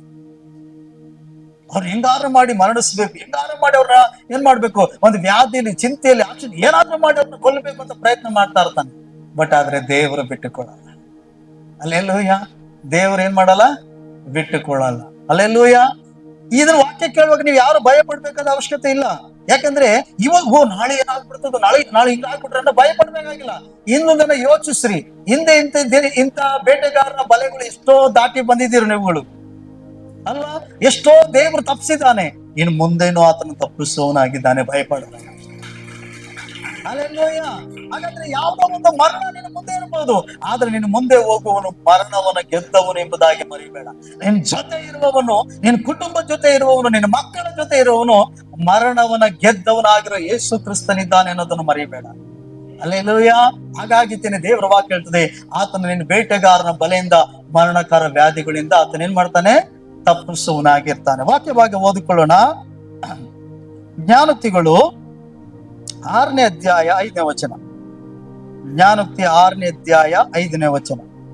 ಬೇಟೆಗಾರನ ಕೈಯಿಂದ ಜಿಂಕೆಯು ಓಡುವಂತೆಯೂ ಪಕ್ಷಿಯು ಹಾರಿ ಹೋಗುವ ಹಾಗೂ ತಪ್ಪಿಸಿಕೋ. ಇಲ್ಲಿ ಸೊಲೊಮೋನ್ ಏನ್ ಹೇಳ್ತಿದ್ದಾನಂತಂದ್ರೆ, ಬೇಟೆಗಾರನ ಕೈಯಿಂದ ಜಿಂಕೆಯು ಓಡುವಂತೆಯೂ ಪಕ್ಷಿ ಹಾರಿ ಹೋಗುವ ಹಾಗೆ ತಪ್ಪಿಸಿಕೋ ಅಂತ ಹೇಳ್ತಿದ್ದಾನೆ. ಹಾಗಾದ್ರೆ ಯಾವ ವಿಷಯದಲ್ಲಿ ಅವನು ಜಿಂಕೆಯಂತೆ ಓಡಿ ಹೋಗು, ಪಕ್ಷಿಯಂತೆ ತಪ್ಪಿಸಿಕೋ ಅಂತ ಹೇಳ್ತಿದ್ದಾನೆ? ಮಾತು ಕೊಡೋ ವಿಷಯದಲ್ಲಿ. ಆದ್ರಿಂದ ದೇವರ ವಾಕ್ಯ ಹೇಳ್ತದೆ, ಯಾವ್ದ್ರಿಂದ ನಾವು ಜಿಂಕೆಯಂತೆ ಓಡಿ ಹೋಗಬೇಕು, ಯಾವ್ದ್ರಿಂದ ನಾವು ಪಕ್ಷಿಯಂತೆ ತಪ್ಪಿಸಿಕೊಳ್ಬೇಕು ಅಂತಂದ್ರೆ ಮಾತು ಕೊಡೋ ವಿಷಯದಲ್ಲಿ. ಮೇಲ್ಗಡೆ ವಚನ ಹೇಳ್ತದೆ ಏನಂತಂದ್ರೆ, ನೀನು ಮಾತು ಕೊಟ್ಟ ಶಾಪಕ್ಕೆ ಸಿಕ್ಕಿಕೊಂಡಿದ್ದಿ. ಕೆಲವು ಸಾರಿ ನಾವು ಮನುಷ್ಯರನ್ನು ನೋಡ್ತೀವಿ, ಕೆಲವರು ಮನುಷ್ಯರ ಮೇಲೆ ಆಸೆ ಅಭಿಪ್ರಾಯಗಳು ಇರ್ತದೆ, ಕೆಲವರ ಮೇಲೆ ಏನಂತ ಒಂದು ಮಾತು ಕೊಟ್ಬಿಟ್ಟಿರ್ತೀವಿ, ನಾನು ಹಿಂಗ್ ಮಾಡ್ತೀನಿ, ಹಿಂಗ್ ನಡ್ಕೋತೀನಿ, ಈ ರೀತಿಯಾಗಿ ಮಾಡ್ತೀನಿ ಅಂತ ಹೇಳಿ ಮಾತು ಕೊಟ್ಟ ಪಕ್ಷಿಗೆ ಸಿಕ್ಕಾಕೊಂಡ್ಬಿಟ್ಟಿರ್ತೀವಿ. ಕೆಲವೊಂದು ಮಾತುಗಳು ತಪ್ಪಾಗಿರ್ತದೆ, ಕೆಲವೊಂದು ತಪ್ಪಾದ ನಿರ್ಣಯಗಳು ತೆಗೆದುಕೊಂಡ್ ಬಿಟ್ಟಿರ್ತೀವಿ. ಅಯ್ಯೋ ಹೇಳ್ಬಾರ್ದಾಗಿತ್ತು, ಇದು ಮಾಡ್ಬಾರ್ದಾಗಿತ್ತು, ಈಗ ಹೋಗಿ ಹೇಳ್ಬಿಟ್ರೆ ಏನಾಗ್ಬಿಡ್ತದೋ ಎಂತ ಆಗ್ಬಿಡ್ತದೋ ಎಂಬುದಾಗಿ ನಾವು ಒದ್ದಾಡ್ತಾ ಇರ್ತೀವಿ. ಆದ್ರಿಂದ ಅವು ನೋಡುವಾಗ ಆ ಮಾತಿನ ವಿಷಯದಲ್ಲಿ ನಾವು ಜಿಂಕೆಯಂತೆ ಬೇಟೆಗಾರನ ಕೈಯಲ್ಲಿ ಸಿಕ್ಕಾಕೊಂಡಂಗೆ ಪಕ್ಷಿಯು ಬಲೆಯಲ್ಲಿ ಸಿಕ್ಕಾಕೊಂಡಿರೋ ರೀತಿಯಲ್ಲಿ ಒದಾಡ್ತಾ ಇರ್ತೀವಿ. ಅದಕ್ಕಾಗಿದ್ದೇನೆ ಅದು ನ್ಯಾಯ ತೀರ್ಪಿಗೆ ಬರೋದಕ್ಕಿಂತ ಮುಂಚೆ ನಾವು ಹೋಗಿ ಏನ್ ಮಾಡ್ಬೇಕಂತೆ, ಜಿಂಕೆಯಂತೆ ತಪ್ಪಿಸ್ಕೊಳ್ಬೇಕಂತೆ, ಪಕ್ಷಿಯಂತೆ ಹಾರಿ ಹೋಗ್ಬೇಕಂತೆ. ನೋಡಿ, ಕೈಯಲ್ಲಿ ಹಿಡ್ತಿದಂತ ಪಕ್ಷಿ ಬೇಟೆಗಾರನು ಬಲೆಯಿಂದ ಕೈಯಲ್ಲಿ ಹಿಡ್ಕೊಂಡಿದ್ರೆ ಸ್ವಲ್ಪ ಲೂಸ್ ಬಿಟ್ರೆ ಸಾಕು. ಒಂದ್ ವೇಳೆ ಕೈಯಲ್ಲೇ ಐತೆ, ನನ್ನ ಕೈಯಲ್ಲಿ ಅದಿಂತಲೇ ಐತೆ, ಏನು ಮಾಡಕ್ಕಾಗಲ್ಲ, ಏನು ಆರಕ್ಕಾಗಲ್ಲ ಅಂತ ತಿಳ್ಕೊಂಡಿರ್ತಾನೆ. ಸ್ವಲ್ಪ ಲೂಸ್ ಬಿಟ್ರೆ ಸಾಕು, ಅದು ಸ್ವಲ್ಪ ಯಾವಾಗ ನನಗೆ ಸ್ವಲ್ಪ ಆರೋದಕ್ಕೆ ಹೊರಗಡೆ ಬುಕ್ ಅಂತ ಬರಕ್ಕೆ ಅನುಕೂಲ ಆಯ್ತು ಅಂತ ತಿಳಿತದೋ ಕೈಯಲ್ಲಿಂದ ಪಟ್ಸ್ ಅಂತ ಆರೋಗ್ಬಿಡ್ತದೆ ಅಲ್ವಾ? ಹಾಗೆ ದೇವರ ವಾಕ್ಯ ಹೇಳ್ತದೆ, ಮಾತು ಕೊಡೋ ವಿಷಯದಲ್ಲಿ, ಸಾಲದ ವಿಷಯದಲ್ಲಿ, ಸಾಲಗಳ ವಹಿಸಿಕೊಳ್ಳೋ ವಿಷಯದಲ್ಲಿ, ಜಾಮೀನು ವಿಷಯಗಳಲ್ಲಿ, ಮತ್ತೆ ದೇವರ ವಿಷಯದಲ್ಲಿ, ಮಾತು ಕೊಟ್ಟಂತ ವಿಷಯಗಳಲ್ಲಿ ನಾವು ಜಾಗ್ರತೆಯಿಂದ ಇರಬೇಕು. ಅದಕ್ಕೆ ವಾಕ್ಯ ಏನ್ ಹೇಳ್ತದೆ ನೋಡ್ರಿ, ಮಗನೇ, ನೀನು ನೆರೆಯವನಿಗೆ ಹೊಣೆಗಾರನಾಗಿದ್ದರೆ, ಪರನಿಗಾಗಿ ಕೈ ಮೇಲೆ ಕೈ ಹಾಕಿದರೆ ನೀನು ಮಾತು ಕೊಟ್ಟ ಪಾಶಕ್ಕೆ ಸಿಕ್ಕಿದ್ದಿ. 1ನೇ ವಚನದಿಂದ ಓದ್ತಿದ್ದೀನಿ. ನಿನ್ನ ವಾಗ್ದಾನವು ನಿನ್ನನ್ನು ಹಿಡಿದಿದೆ. ಹೀಗಿರಲು ಮಗನೇ, ನೀನು ನೆರೆಯವನ ಕೈಗೆ ಸಿಕ್ಕಿಕೊಂಡಿದ್ದರಿಂದ ತಪ್ಪಿಸಿಕೊಳ್ಳುವ ಒಂದು ಕೆಲಸ ಮಾಡು, ನಡೆ, ತ್ವರೆಪಡು. ಆ ನೆರೆಯವನ್ನು ಕಂಡು ನಿನ್ನ ಕಣ್ಣುಗಳಿಗೆ ನಿದ್ರೆ ಕೊಡಬೇಡ, ರೆಪ್ಪೆಗಳನ್ನು ಮುಚ್ಚದಿರು. ಬೇಟೆಗಾರನ ಕೈಯಿಂದ ಜಿಂಕೆಯಂತೆ ಓಡುವಂತೆಯೂ ಪಕ್ಷಿಯು ಹಾರಿ ಹೋಗುವ ಹಾಗೆ ತಪ್ಪಿಸಿಕೋ. ಅಲ್ಲೇಲೂಯ.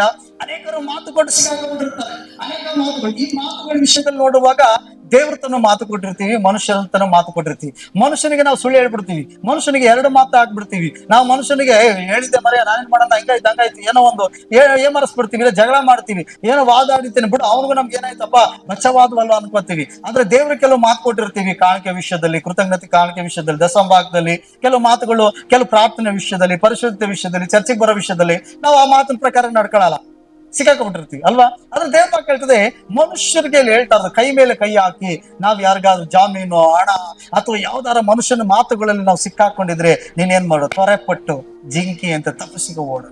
ಅಂದ್ರೆ ಅವನ ಜೊತೆ ಒಂದಾಗು ಫಸ್ಟ್ ಬೇಗ. ಅವನ ಜೊತೆ ಏನ್ ಮಾಡಿ ಕೂತ್ಕೊಂಡು ಹಿಂಗ್ ಮಾತಾಡಿದ್ ನಿಜ, ಆದ್ರೆ ಪರಿಸ್ಥಿತಿ ಸರಿ ಇಲ್ಲ, ಹಿಂಗ ಕೂತ್ಕೊಂಡು ಅದನ್ನ ಬಗೆಹರಿಸ್ಕೊಂಡು, ಕೊಡಕ್ ಆಗಲ್ಲ, ಮಾಡಕ್ ಆಗಿಲ್ಲ, ಈ ತರ ನಡ್ಕೊಳ್ಳಿಲ್ಲ, ನಾನು ಹೇಳಿದ್ ನಿಜಾನೇ ಅಂದ್ರೆ ಬಗೆಹರಿಸ್ಕೊಂಡು ಅವನಿಂದ ತಪ್ಪಿಸ್ಕೊಂಡ ರೀತಿಯಲ್ಲಿ ಹೊರಗಡೆ ಬಾ. ಆ ಮಾತಲ್ಲೇ ಸಿಕ್ಕಿಕೊಳ್ಳಬೇಡ ಅಂತ ಹೇಳ್ತದೆ. ಅಲ್ಲೇಲೂಯ. ಆದ್ರೆ ನಾವೇನ್ ಮಾಡಲ್ಲ, ಆ ರೀತಿಯಾಗಿ ಇದ್ ಮಾಡಲ್ಲ. ಹೋದ್ರೆ ಏನಂತಾರೋ, ಮಾತು ಕೊಟ್ಬಿಟ್ಟು ಏನ್ ಮಾತಾಡ್ತಾರೋ, ಅಯ್ಯೋ ಕೊಡಾಗ ಮಾತು ಕೊಟ್ಬಿಟ್ಟಿದ್ದೀನಿ, ಎಲ್ಲರ ಮುಂದೆ ದೊಡ್ಡದಾಗಿ ಬಡಾಕ್ ಬಚ್ಕೊಬಿಟ್ಟಿದ್ದೀನಿ, ಅಯ್ಯೋ ಹೇಳ್ಬಿಟ್ಟಿದ್ದೀನಿ, ಈಗ ಏನಂತಾರೋ ನಮ್ಮ ಬಗ್ಗೆ, ಅಯ್ಯೋ ಮಕ್ಕ ಹೆಂಗ್ ತೋರಿಸ್ಲಿ, ಹಿಂಗ್ ತೋರಿಸ್ಲಿ, ಹಂಗಂತ ಹೇಳಿದ್ದೀನಿ. ಎಷ್ಟೋ ಜನ ಪ್ರಾರ್ಥನೆಗೆ ಬರಲ್ಲ, ಚರ್ಚಿಗೆ ಬರಲ್ಲ. ಎಷ್ಟೋ ಜನ ಏನ್ ಮಾಡಲ್ಲ, ಅವ್ರನ್ನ ಒಬ್ರಿಗೊಬ್ರು ಭೇಟಿ ಆಗಲ್ಲ, ಒಬ್ರ ಬಗ್ಗೆ ಒಬ್ಬ ಅಭಿಪ್ರಾಯ ಇರಲ್ಲ, ಫೋನ್ ಮಾಡಿದ್ರೆ ಫೋನ್ ತೆಗೆಯಲ್ಲ. ಇವೆಲ್ಲ ಒಂದು ಏನಂತೆ, ಒಬ್ರಿಗೂ ಪ್ರೀತಿಯನ್ನ, ಅನ್ಯೋನ್ಯತೆಯನ್ನ ಕಳ್ಕೊಂಡಂಗೆ ನಾವು ಆ ರೀತಿಯಾಗಿರಬಾರ್ದು. ಅದಕ್ಕೆ ದೇವರ ವಾಕ್ಯ ಹೇಳ್ತಿದೆ, ಅಮ್ಮ ಹಿಂದೆ ಇದ್ದಾರೆ ಕೇಳ್ತೈತಾ ಕೇಳ್ರಿ, ದಯಮಾಡಿ ಕೇಳ್ರಿ. ಅದಕ್ಕಾಗಿ ದೇವರ ವಾಕ್ಯ ಹೇಳ್ತದೆ ಏನಂತೆ, ಬೇಟೆಗಾರನ ಕೈಯಿಂದ ಜಿಂಕೆಯು ಓಡುವಂತೆಯೂ ಪಕ್ಷಿ ಹಾರಿ ಹೋಗುವಂತೆಯೂ ಹಾಗೆ ತಪ್ಪಿಸಿಕೋ ಎಂಬುದಾಗಿ ವಾಕ್ಯ ಹೇಳ್ತದೆ. ಎರಡನೇದಾಗಿ ನೋಡೋಣ, ಕೀರ್ತನೆಗಳು 124ನೇ ಅಧ್ಯಾಯ 7ನೇ ವಚನ. ನಮ್ಮ ಜೀವವು ಬೇಟೆಗಾರನ ಬಲೆಯಿಂದ ತಪ್ಪಿಸಿಕೊಂಡ ಪಕ್ಷಿಯಂತಿದೆ, ಬಲೆಯು ಹರಿದು ಹೋಯಿತು, ನಾವು ತಪ್ಪಿಸಿಕೊಂಡೆವು. ಹಲ್ಲೆಲೂಯಾ. ಕೆಲ ಸಾರಿ ಸೈತಾನ ಉರುಳಿನಲ್ಲಿ ಸೈತಾನನ ಒಡ್ಡಿದಂತ ಕೆಲವು ಬಲೆಗಳಲ್ಲಿ ನಾವು ಸಿಕ್ಕಾಕೋಗ್ಬಿಡ್ತೀವಿ. ಯಾಕಂದ್ರೆ ಆಸೆ ಪಟ್ಟು ತಪ್ಪಾಗಿ ಅವಿದ್ಯರಾಗಿ ಕೆಲವೊಂದು ಏನೋ ತಿಳಿದೆ ಅಜ್ಞಾನಿಗಳಿಗೆ ಹೆಚ್ಚಾದ ಜ್ಞಾನವಂತರು ಅಂತ ತಿಳ್ಕೊಂಡು ನಮ್ಮಂಗೆ ಬುದ್ಧಿವಂತರು ಯಾರಿಲ್ಲ ಅಂತ ತಿಳ್ಕೊಂಡು ನಾನ್ ಮಾಡ್ತಾ ಇರೋದು ನನಗೆ ಎಲ್ಲ ಗೊತ್ತು ಅನ್ನೋ ರೀತಿಯಲ್ಲಿ ಕೆಲವರು ಸಿಕ್ಕಾಕೊಂಡ್ಬಿಡ್ತಾರೆ. ಆ ರೀತಿಯಾಗಿ ನಾವು ಸಿಕ್ಕಾಕೊಂಡಿದ್ದು ಉಂಟು, ಅವಿದ್ಯರಾಗಿದ್ದು ಉಂಟು, ದೇವರನ್ನ ಬಿಟ್ಟು ಹೋಗಿ ಸೈತಾನನ ಬಲೆಗಳಲ್ಲಿ ಸಿಕ್ಕಿಕೊಂಡಿದ್ದು ಉಂಟು. ವಾಕ್ಯ ಏನ್ ಹೇಳ್ತದೆ ನೋಡ್ರಿ 7ನೇ ವಚನದಲ್ಲಿ, ನಮ್ಮ ಜೀವವು ಬೇಟೆಗಾರನ ಬಲೆಯಿಂದ ತಪ್ಪಿಸಿಕೊಂಡ ಪಕ್ಷಿ ಅಂತಿದೆ. ಬಲೆಯು ಹರಿದು ಹೋಯಿತು. ಹಲ್ಲೆಲೂಯಾ. ನಾವು ತಪ್ಪಿಸಿಕೊಂಡವು. ಕೆಲವು ಸಾರಿ ಬಲೆ ಒಳಗಡೆ ಬಿದ್ದು ಹೋಗ್ಬಿಟ್ಟು, ಬಟ್ ಆದ್ರೆ ಅಲ್ಲಿಂದ ಕೂಗುವಾಗ, ದೇವರ ಕಡೆಗೆ ಕರೆಯುವಾಗ ದೇವರ ಯೋಚನೆ ನಮ್ಮ ಮೇಲೆ ಇದ್ದಿದ್ರಿಂದ ಆ ಬಲೆ ನಮ್ಮನ್ನು ತಡೆದು ಇಡಕ್ ಆಗ್ಲಿಲ್ಲ, ಅದು ನಮ್ಮನ್ನು ಬಂಧಿಸಕ್ ಆಗ್ಲಿಲ್ಲ. ಅದಕ್ಕೆ ಯೆಶಾಯನ ಗ್ರಂಥ 54ನೇ ಅಧ್ಯಾಯ 17ನೇ ವಚನ ಹೇಳ್ತದೆ, ನಿಮ್ಗೆ ವಿರೋಧವಾಗಿ ರೂಪಿಸಲ್ಪಟ್ಟ ಯಾವ ಆಯುಧವೂ ಏನ್ ಮಾಡಲ್ಲ, ಜಯಿಸಲ್ಲ. ಸೈತಾನ ಅನೇಕ ಆಯುಧಗಳನ್ನ ಬಲೆಯಾಗಿ ಎಳೆದಿಟ್ಟ, ಬಟ್ ಅದು ಯಾವುದು ಕೂಡ ನಿನ್ನ ಕುಟುಂಬನ, ನಿನ್ನ ಮಕ್ಕಳನ್ನ, ನಿನ್ನ ಆರೋಗ್ಯನ, ನಿನ್ನ ಭವಿಷ್ಯನ, ನಿನ್ನ ವರಮಾನಗಳನ್ನ, ನಿನ್ನ ಸಂಪಾದನೆಗಳನ್ನ ಬಂಧಿಸಕ್ಕಾಗ್ನೇ ಇಲ್ಲ. ಹಲ್ಲೆಲೂಯಾ. ದೇವರ ಅವುಗಳಿಂದ ಏನ್ ಮಾಡ್ದ, ಬಲೆ ಹರಿದು ಹೋಗುವಂತೆ ಮಾಡಿದ್ದ. ಬೇರೆ ಬಲೆ ಅಂತ ಹೇಳುವಾಗ, ಬಲೆ ಬೇಟೆಗಾರನ ಕೈಯಲ್ಲಿ ಇರ್ತದೆ. ಪಕ್ಷಿಗಳನ್ನ ಬೇಟೆ ಆಡುವಂತ ವ್ಯಕ್ತಿ ಇರ್ತಾರೆ, ಮೀನುಗಳನ್ನ ಇಡುವುದಕ್ಕೆ ಬಲೆ ಇರ್ತದೆ. ಹಲ್ಲೆಲೂಯಾ. ಆಮೇಲೆ ನೋಡುವಾಗ ಪ್ರಾಣಿಗಳನ್ನ ಹಿಡಿಯೋದಕ್ಕೆ ಏನಂತೆ ಬಲೆಗಳನ್ನ ಹಾಕ್ತಾರೆ. ಹಂದಿ ಹಿಡಿಯೋರು ಬಲೆಗಳು ತಗೊಬರ್ತಾರೆ. ಏನ್ ಹಿಡಿಯೋರು? ಹಂದಿ ಹಿಡಿಯೋರು ಬಲೆಗಳು ತಗೊಬರ್ತಾರೆ. ಗೊತ್ತಾಯ್ತಾ? ಹಲ್ಲೆಲೂಯಾ. ಇಲ್ಲಿ ವಾಕ್ಯ ಹೇಳ್ತದೆ, ನಮ್ಮ ಜೀವವು ಏನಂತೆ ಬೇಟೆಗಾರನ ಬಲೆಯಿಂದ ತಪ್ಪಿಸಿಕೊಂಡ ಹಾಗಿದೆ. ಇವತ್ತು ಯಾರೆಲ್ಲ ಯೇಸು ಕ್ರಿಸ್ತ ನಂಬಿದ್ದೀರೋ, ನಿಮ್ಮ ಆತ್ಮಗಳು, ನಿಮ್ಮ ಪ್ರಾಣಗಳು ಆ ಸೈತಾನನ ಬೇಟೆಗಾರನ ಬಲೆಯಿಂದ ತಪ್ಪಿಸಿಕೊಂಡಿದೆ. ಇವತ್ತು ನೀವು ರಕ್ಷಿಸಲ್ಪಟ್ಟಿದ್ದೀರಿ, ನೀವು ಯೇಸು ಕ್ರಿಸ್ತನ ನಂಬಿದ್ದೀರಿ, ನೀವು ನಿತ್ಯ ಜೀವದ ಮಾರ್ಗದಲ್ಲಿದ್ದೀರಿ, ನಿತ್ಯತ್ವನ ಪಡ್ಕೊಂಡಿದ್ದೀರಿ, ನೀವು ನಿತ್ಯತ್ವವನ್ನ ಸ್ಥಳದಲ್ಲಿ ಸೇರಿ ದೇವರನ್ನ ಆರಾಧಿಸುವಂತ ದೈವ ಮಕ್ಕಳಾಗಿದ್ದೀರಿ. ಒಂದ್ ವೇಳೆ ನೀವು ಯೇಸುವನ್ನ ನಂಬದೇ ಇದ್ರೆ, ಒಂದ್ ವೇಳೆ ಯೇಸುವನ್ನ ನೀವು ಕಂಡುಕೊಳ್ಳದೆ ಇದ್ರೆ, ಆ ಬೇಟೆಗಾರನ ಬಲೆಯಲ್ಲಿ ನೀವು ಸಿಕ್ಕಾಕೊಂಡು ಒಂದು ದಿನ ಒದ್ದಾಡಿ ಮರಣಿಸಿ ನೀವು ನರಕಕ್ಕೆ ಹೋಗ್ಬೇಕಾಯ್ತು, ನೀವು ನಾನು. ಅರ್ಥ ಆಯ್ತಾ? ಈಗ ನೋಡಿ, ಜಾಡ ಹುಳ ಆ ಗೋಡೆಗಳಲ್ಲಿ ಮೂಲೆಗಳಲ್ಲಿ ಏನ್ ಮಾಡ್ತದೆ, ಜಾಡ ತನ್ನ ಬಲೆಯನ್ನ ಎಣ್ಕೊಂಡಿರ್ತದೆ, ಚಕ್ರಾಕಾರವಾಗಿ ಎಣ್ತಿಟ್ಟಿರ್ತದೆ ಅಲ್ವಾ. ಅದು ಯಾಕೆ ಎಣಿತದೆ ಗೊತ್ತಾ? ಅದು ವಾಸಕ್ಕಾಗಿ ಮತ್ತು ತನ್ನ ಆಹಾರಕ್ಕಾಗಿ ಬೇಟೆ ಆಡಕ್ಕೋಸ್ಕರ ಅದು ಎಣ್ಕೊಂಡು ಕೂತಿರ್ತದೆ. ಅಲ್ಲಿಗೇನಾದ್ರೂ ಸೊಳ್ಳೆ, ನೊಣ ಅಥವಾ ಯಾವ್ದಾದ್ರು ಒಂದು ಚಿಟ್ಟೆನ ಏನೋ ಒಂದು ಹೋಗಿತ್ತೇನೆ ಸಿಕ್ಕಾಕೊಬಿಟ್ರೆ ಫಸ್ಟ್ ಹೋಗಿ ಏನ್ ಮಾಡ್ತದಂದ್ರೆ ಇನ್ನಷ್ಟು ತನ್ನ ಏನಂತೆ ಬಲೆಗಳಲ್ಲಿ ಕಟ್ಟಾಗ್ತದೆ. ಅದು ಕೈ ಕಾಲು ಮುಖಕ್ಕೆ ಎಲ್ ಬೇಕಂಗೆ ಸುತ್ತ ಅದು 4 ರೌಂಡ್ ಹೊಡೆದ್ಬಿಡ್ತದೆ ಆ ಕಡೆ ಈ ಕಡೆ. ಅದ್ರ ಮೇಲೆ ಅದೇನ್ ಮಾಡ್ತದೆ, ಮೂಗು ಬಾಯಿ ಎಲ್ಲ ಸರಿಯಾಗಿ ಸೇರ್ಸ್ ಕಟ್ಬಿಡ್ತದೆ. ಅದು ಒದ್ದಾಡ್ತಾ ಇರ್ತದೆ, ಕೈ ಕಾಲೆಲ್ಲ ಅಲ್ಲಿಂದ ತಪ್ಪಿಸ್ಕೊಳಕ್ ಆಗಕ್ಕೆ ಇಲ್ಲ. ಅರ್ಥ ಇದ್ರ? ಆ ಜಾಡದ ಉಳದಿಂದ ಆ ಬಲೆಯಿಂದ ಹೊರಗಡೆ ಬರಕ್ ಹಾಕಿಲ್ಲ ಪಕ್ಷಿಗಳು, ಆ ಒಂದು ಕೀಟಗಳು. ಹಾಗಾಗಿತ್ತೇನೆ ಒದ್ದಾಡ್ತಾನೆ ಇರ್ತದೆ. ಯಾವಾಗ ಒದ್ದಾಡಿ ಸತ್ತೋಯ್ತದೋ ಆ ನಂತರ ಅದಕ್ಕೆ ಬೇಟೆ ಅದು ಒಳ್ಳೆ ಆಹಾರ. ಹಾಗಾಗಿ ನಾವು ಪ್ರಪಂಚದಲ್ಲಿದ್ದು, ನಾವು ಲೋಕದಲ್ಲಿದ್ದು, ಯೇಸುವನ್ನ ತಿಳಿದೇ ಇದ್ದು, ಆಗ ಅವನು ನಮ್ಮ ಮೇಲೆ ಬಲೆ ಹಾಕಿದ, ಅವನ ಬಲೆಯಲ್ಲಿ ಸಿಕ್ಕಾಕೊಂಡಿದ್ದು, ನಾವು ಸಂತೋಷ ಇತ್ತಿಲ್ಲ, ಸಮಾಧಾನ ಇತ್ತಿಲ್ಲ, ರಕ್ಷಣೆ ಇತ್ತಿಲ್ಲ, ಪಾಪ ಕ್ಷಮಾಪಣೆ ಇತ್ತಿಲ್ಲ, ನಮಗೇನಂತ ದೆವ್ವ ಮಾಟ ಮಂತ್ರದಿಂದ ಬಿಡುಗಡೆ ಇತ್ತಿಲ್ಲ, ನಮ್ಗೆ ಶಾಪಗಳಿಂದ ಬಿಡುಗಡೆ ಇತ್ತಿಲ್ಲ, ಜೀವಿತನೇ ಬೇಡವಾಗಿತ್ತು, ಸಾವು ಬಂದ್ರೆ ಸಾಕಾಗಿತ್ತು ನಮಗೆ. ಈ ರೀತಿಯಾಗಿ ನಾವು ಒದ್ದಾಡ್ತಿದ್ದು, ಒಂದಲ್ಲ ಒಂದು ಕಷ್ಟದಲ್ಲಿ ಒದ್ದಾಡ್ತಿದ್ದು, ನೆಮ್ಮದಿ ಇತ್ತಿಲ್ಲ, ಸಂತೋಷ ಇತ್ತಿಲ್ಲ, ಸಮಾಧಾನ ಇತ್ತಿಲ್ಲ. ಹಲ್ಲೆಲೂಯಾ. ಆದ್ರೆ ಭಕ್ತನ ಹೇಳೋ ಪ್ರಕಾರವಾಗಿ ಏನಂತೆ, ನಮ್ಮ ಜೀವವು ಬೇಟೆಗಾರನ ಬಲೆಯಿಂದ ತಪ್ಪಿಸಿಕೊಂಡ ಪಕ್ಷಿ ಅಂತಿದೆ. ಈಗ ನಾವು ತಪ್ಪಿಸಿಕೊಂಡಿದ್ದೀವಿ ಅವನಿಂದ. ಹಲ್ಲೆಲೂಯಾ. ನಾವು ಇದ್ದ ಸ್ಥಿತಿಯಲ್ಲಿಲ್ಲ, ಈಗ ನಾವು ಆ ಭಯದಲ್ಲಿಲ್ಲ, ಆ ದೆವ್ವದಲ್ಲಿಲ್ಲ, ಆ ಮಾಟದಲ್ಲಿಲ್ಲ. ಈಗ ನಾವೇನೋ ಭವಿಷ್ಯದ ಭಯದಲ್ಲಿಲ್ಲ. ಈಗ ನಾವು ಮೊದಲಂತೆ ನಾವೇನಿಲ್ಲ, ಸಂತೋಷ ಸಮಾಧಾನ ಇಲ್ದಿರೋ ಪರಿಸ್ಥಿತಿಲಿಲ್ಲ. ಅಯ್ಯೋ ಯಾಕಾದ್ರೂ ಭೂಮಿ ಮೇಲೆ ಹುಟ್ಟನು ಅನ್ನೋಂಥ ಬೇಸರಿಕೆಯಲ್ಲಿ ನಾವಿಲ್ಲ. ಇವತ್ತು ನಾವು ಸಂತೋಷವಾಗಿದ್ದೀವಿ, ಸಮಾಧಾನವಾಗಿದ್ದೀವಿ, ನಮಗೆ ಬಿಡುಗಡೆಗಳು ಸಿಕ್ಕೈತಿ. ಇವತ್ತು ನಮ್ಮ ಆತ್ಮಗಳು ವಿಶ್ರಾಂತಿ ಪಡೀತಾ ಇದೆ. ಹಲ್ಲೆಲೂಯಾ ಅಲ್ವಾ. ನಮ್ಮ ಕಷ್ಟಗಳಿರ್ಬೋದು, ಶಾರೀರಿಕವಾಗಿ ಕಷ್ಟಗಳಿರ್ಬೋದು, ಆತ್ಮಿಕವಾಗಿ ಮನಸ್ಸೊಳಗಡೆ ನಾವು ಒಂದು ನೆಮ್ಮದಿಯಾಗಿದ್ದೀವಿ. ಕಷ್ಟಗಳು ಚಿಂತೆಗಳ ಮಧ್ಯದಲ್ಲೂ ದೇವರಿದ್ದಾನೆ, ದೇವರು ಸಹಾಯ ಮಾಡ್ತಾನೆ, ದೇವರನ್ನ ನಡೆಸ್ತಾನೆ ಅನ್ನೋ ನಿರೀಕ್ಷೆ ಏನಂತೆ ಭರವಸೆ ಉಳ್ಳವರಾಗಿ ಜೀವಿಸ್ತಾ ಇದ್ದೀವಿ. ಹೌದಲ್ವಾ? ಧೈರ್ಯ ಉಳ್ಳವರಾಗಿ ಜೀವಿಸ್ತಿದ್ವಿ. ಅದಕ್ಕೆ ಭಕ್ತನ್ ಹೇಳ್ತಾನೆ, ನಮ್ಮ ಜೀವವು ಏನಂತೆ ಬೇಟೆಗಾರನ ಕೈಯಿಂದ ತಪ್ಪಿಸಿಕೊಂಡಂತ ಪಕ್ಷಿ ಅಂತಿದೆ. ಆತನ ಬಲೆಯಿಂದ ನಾವು ತಪ್ಪಿಸಿಕೊಂಡಿದ್ದೀವಿ. ಅದಕ್ಕೆ ಅವನೇನ್ ಮಾಡ್ತಾನೆ ಅಂದ್ರೆ ಮತ್ತೆ ನಿನ್ನನ್ನ ತನ್ನ ಬಲೆಯಲ್ಲಿ ಸಿಕ್ಕಿಸ್ಬೇಕಂತ ಪ್ರಯತ್ನ ಮಾಡ್ತಾನೆ.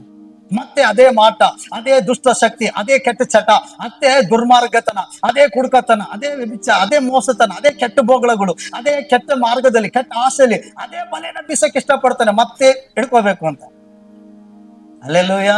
ಅದಕ್ಕೆ ವಾಕ್ಯ ಹೇಳ್ತದೆ, ನಮ್ಮ ಜೀವವು ಬೇಟೆಗಾರನ ಬಲೆಯಿಂದ ತಪ್ಪಿಸಿಕೊಂಡ ಪಕ್ಷಿ ಅಂತಿದೆ, ಬಲೆಯು ಹರಿದು ಹೋಯಿತು, ನಾವು ತಪ್ಪಿಸಿಕೊಂಡೆವು. ಅಲ್ಲೆಲ್ಲೂಯ್ಯ. ಬಲೆ ಅರ್ಧೆ ಹೋಯ್ತು, ಮತ್ತೆ ಅವನು ಬಲೆ ಬೀಸಕ್ಕೆ ಆಗಲ್ಲ. ಬಲೆ ಹರಿದೋದ್ಮೇಲೆ ಹೋಗಿ ಹೇಳ್ಕೊಳಕಾಯ್ತದ? ಬಲೆನೇ ಹರಿದಾಕ್ಬಿಟ್ರು ದೇವ್ರು. ಅಂದ್ರೆ ಮರಣದ ಬಲೆನೇ ಹರಿದಾಕ್ಬಿಟ್ರು ದೇವ್ರು. ಹೇಗೆ ಹರಿದಾಕಿದ್ರು? ಆತನು ಯೇಸು ಕ್ರಿಸ್ತನ ಮನುಷ್ಯನಾಗಿ ಸಿಲ್ವೆ ಮೇಲೆ ಪ್ರಾಣ ಕೊಡುವ ಮೂಲಕ ಸತ್ತು ಉಣಲ್ಪಟ್ಟು ನರಕಕ್ಕೆ ಹೋಗಿ ಮರಣವನ್ನ ಸಂಹರಿಸಿ ಮೃತ್ಯುಂಜಯನಾಗಿ ಮರಣದ ಬೀಗೈನ ತೆಗೆದುಕೊಂಡು ಬಂದಿದ್ರಿಂದ ಮರಣದ ಬಲೆ ಹರಿದಿ ಹೋಯ್ತು. ಅಲ್ಲೆಲ್ಲೂಯ್ಯ. ಈಗ ಮರಣ ಕುರಿತು ಭಯ ಪಡ್ಬೇಕಾಗಿಲ್ಲ. ಅಲ್ಲೆಲ್ಲೂಯ್ಯ. ಹೌದಲ್ಲ ಪ್ರಿಯರೇ? ಆದ್ರಿಂದ ಎಷ್ಟೋ ಜನ ಇವತ್ತು ನಾವು ನೋಡ್ತೀವಿ ಮರಣದ ಭಯದಿಂದ ಹೊರಗಡೆ ಬಂದು ಜೀವಿಸ್ತಿದ್ದಾರೆ. ಹಾಗಾಗಿ ಭಯ ಪಡಬೇಡಿ, ಮರಣದ ಭಯ ಪಡಬೇಡಿ. ಬೇಟೆಗಾರನ ಬಲೆಯಿಂದ ಮರಣಕಾರ ವ್ಯಾಧಿಗಳಿಂದ ತಪ್ಪಿಸೋನು ಯೇಸು ಕ್ರಿಸ್ತ. ಸೈತಾನನಿಗೆ ನಿನಗೆ ನನ್ನ ಮುಟ್ಟಕ್ಕೆ ಅಧಿಕಾರ ಇಲ್ಲ, ಅಪವಾದಿಗೆ ಮುಟ್ಟ ಅಧಿಕಾರ ಇಲ್ಲ. ಶೋಧನೆಗಳು ತರಬಹುದು, ಆದ್ರೆ ತಪ್ಪಿಸೋದಕ್ಕೆ ಕ್ರಿಸ್ತನಿದ್ದ. ಹಲ್ಲೆಲೂಯಾ. ಅನೇಕ ಜನ ಅನ್ಕೊಂಡು ನಮ್ಗೆ ರೋಗ ಬಂದಿದ್ ನೋಡಿದ್ದೇನೆ, ಆ ನೋವು ಬಂದಿದ್ ನೋಡಿ ಅಯ್ಯೋ ಎಲ್ಲಿ ನಾನು ಸೊತೈತೇನೋ ಅನ್ಕೊಂಡು, ಆದ್ರೆ ದೇವ್ರು ನಿನ್ಗೆ ಸಹಾಯ ಕೊಂಡಿಲ್ಲ, ನೀನು ಜೀವಿತವಾಗಿಟ್ಟ ದೇವ್ರು. ಹಲ್ಲೆಲೂಯಾ. ನಿನ್ ಮನೇಲಿ ಅನ್ಕೊಂಡ್ರಿ ಎಲ್ಲಿ ಸೊತೈತಾರ ಅನ್ಕೊಂಡೆ, ಆದ್ರೆ ಏನಂತೆ ದೇವರು ಮರಣಕ್ಕೆ ಒಪ್ಪಿಸ್ತಿಲ್ಲ. ಸಂಬಂಧಿಕರು ಅನ್ಕೊಂಡಿರ್ಬೋದು, ಗ್ರಾಮಸ್ಥರೆಲ್ಲ ಅನ್ಕೊಂಡಿರ್ಬೋದು, ಎಲ್ಲ ಆಸ್ಪತ್ರೆ ಎಲ್ಲ ತೋರ್ಸ್ಕೊಂಡ್ ಬಂದಾಯ್ತು, ಎಲ್ಲ ಮುಗಿತು ಚಿಕಿತ್ಸೆ, ಎಲ್ಲೆಲ್ಲಿ ಬೇಕು ಅಲ್ಲಿ ಗಂಟೆ ಎಲ್ಲ ಹೊತ್ಕೊಂಡ್ ಹೋಗಿ ಮಾಡ್ಕೊಂಡ್ ಬಂದವ್ರೆ, ಲಾಸ್ಟ್ ಏನೋ ಡಾಕ್ಟ್ರು ಏನೋ ಕರ್ಕೊಂಡು ಹೋಗಿ ಅಂತ ಹೇಳಿರ್ಬೇಕು, ಅದಕ್ಕೆ ಕರ್ಕೊಂಡ್ ಬಂದ್ಬಿಟ್ಟವ್ರೆ ಅಂತ ಹೇಳಿದ್ದೇನೆ, ಸೊತೈತಾನೆ ಅಂತ ಹೇಳಿ ಕ್ಷಣಗಣನೆ ಯೋಚನೆ ಮಾಡಿರ್ಬೋದು ನಿಮ್ ಬಗ್ಗೆ ನಿಮ್ ಗ್ರಾಮದವರು, ಸಂಬಂಧಿಕರು. ಆದ್ರೆ ಅವ್ರ ಮಧ್ಯದಲ್ಲಿ ನೀನ್ ಜೀವಿತವಾಗಿದ್ದಿ. ಹಲ್ಲೆಲೂಯಾ. ಅದಕ್ಕೆ ಕಾರಣ ಏನಂದ್ರೆ ಯೇಸು ಕ್ರಿಸ್ತನು. ಯಾಕಂದ್ರೆ ಬೇಟೆಗಾರನ ಬಲೆಯಿಂದ ಮರಣಕಾರ ವ್ಯಾಧಿಯಿಂದ ತಪ್ಪಿಸಿದವನು ಆತನೇ ಪ್ರೇರೆ. ಹಲ್ಲೆಲೂಯಾ. ಇನ್ನೊಂದು ವಾಕ್ಯ ಓದ್ಕೊಳ್ಳೋಣ. ಕೀರ್ತನೆಗಳು 140ನೇ ಅಧ್ಯಾಯ 5ನೇ ವಚನ. ಗರ್ವಿಷ್ಠರು ನನಗೋಸ್ಕರ ಗುಪ್ತ ಸ್ಥಳದಲ್ಲಿ ಉರುಳನ್ನು ಭಾಷೆಗಳನ್ನು ಒಡ್ಡಿದ್ದಾರೆ. ದಾರಿಯ ಮಕ್ಕಳಲ್ಲಿ ಬಲೆ ಹಾಸಿದ್ದಾರೆ. ನನಗಾಗಿ ಬೋನಿಟ್ಟಿದ್ದಾರೆ.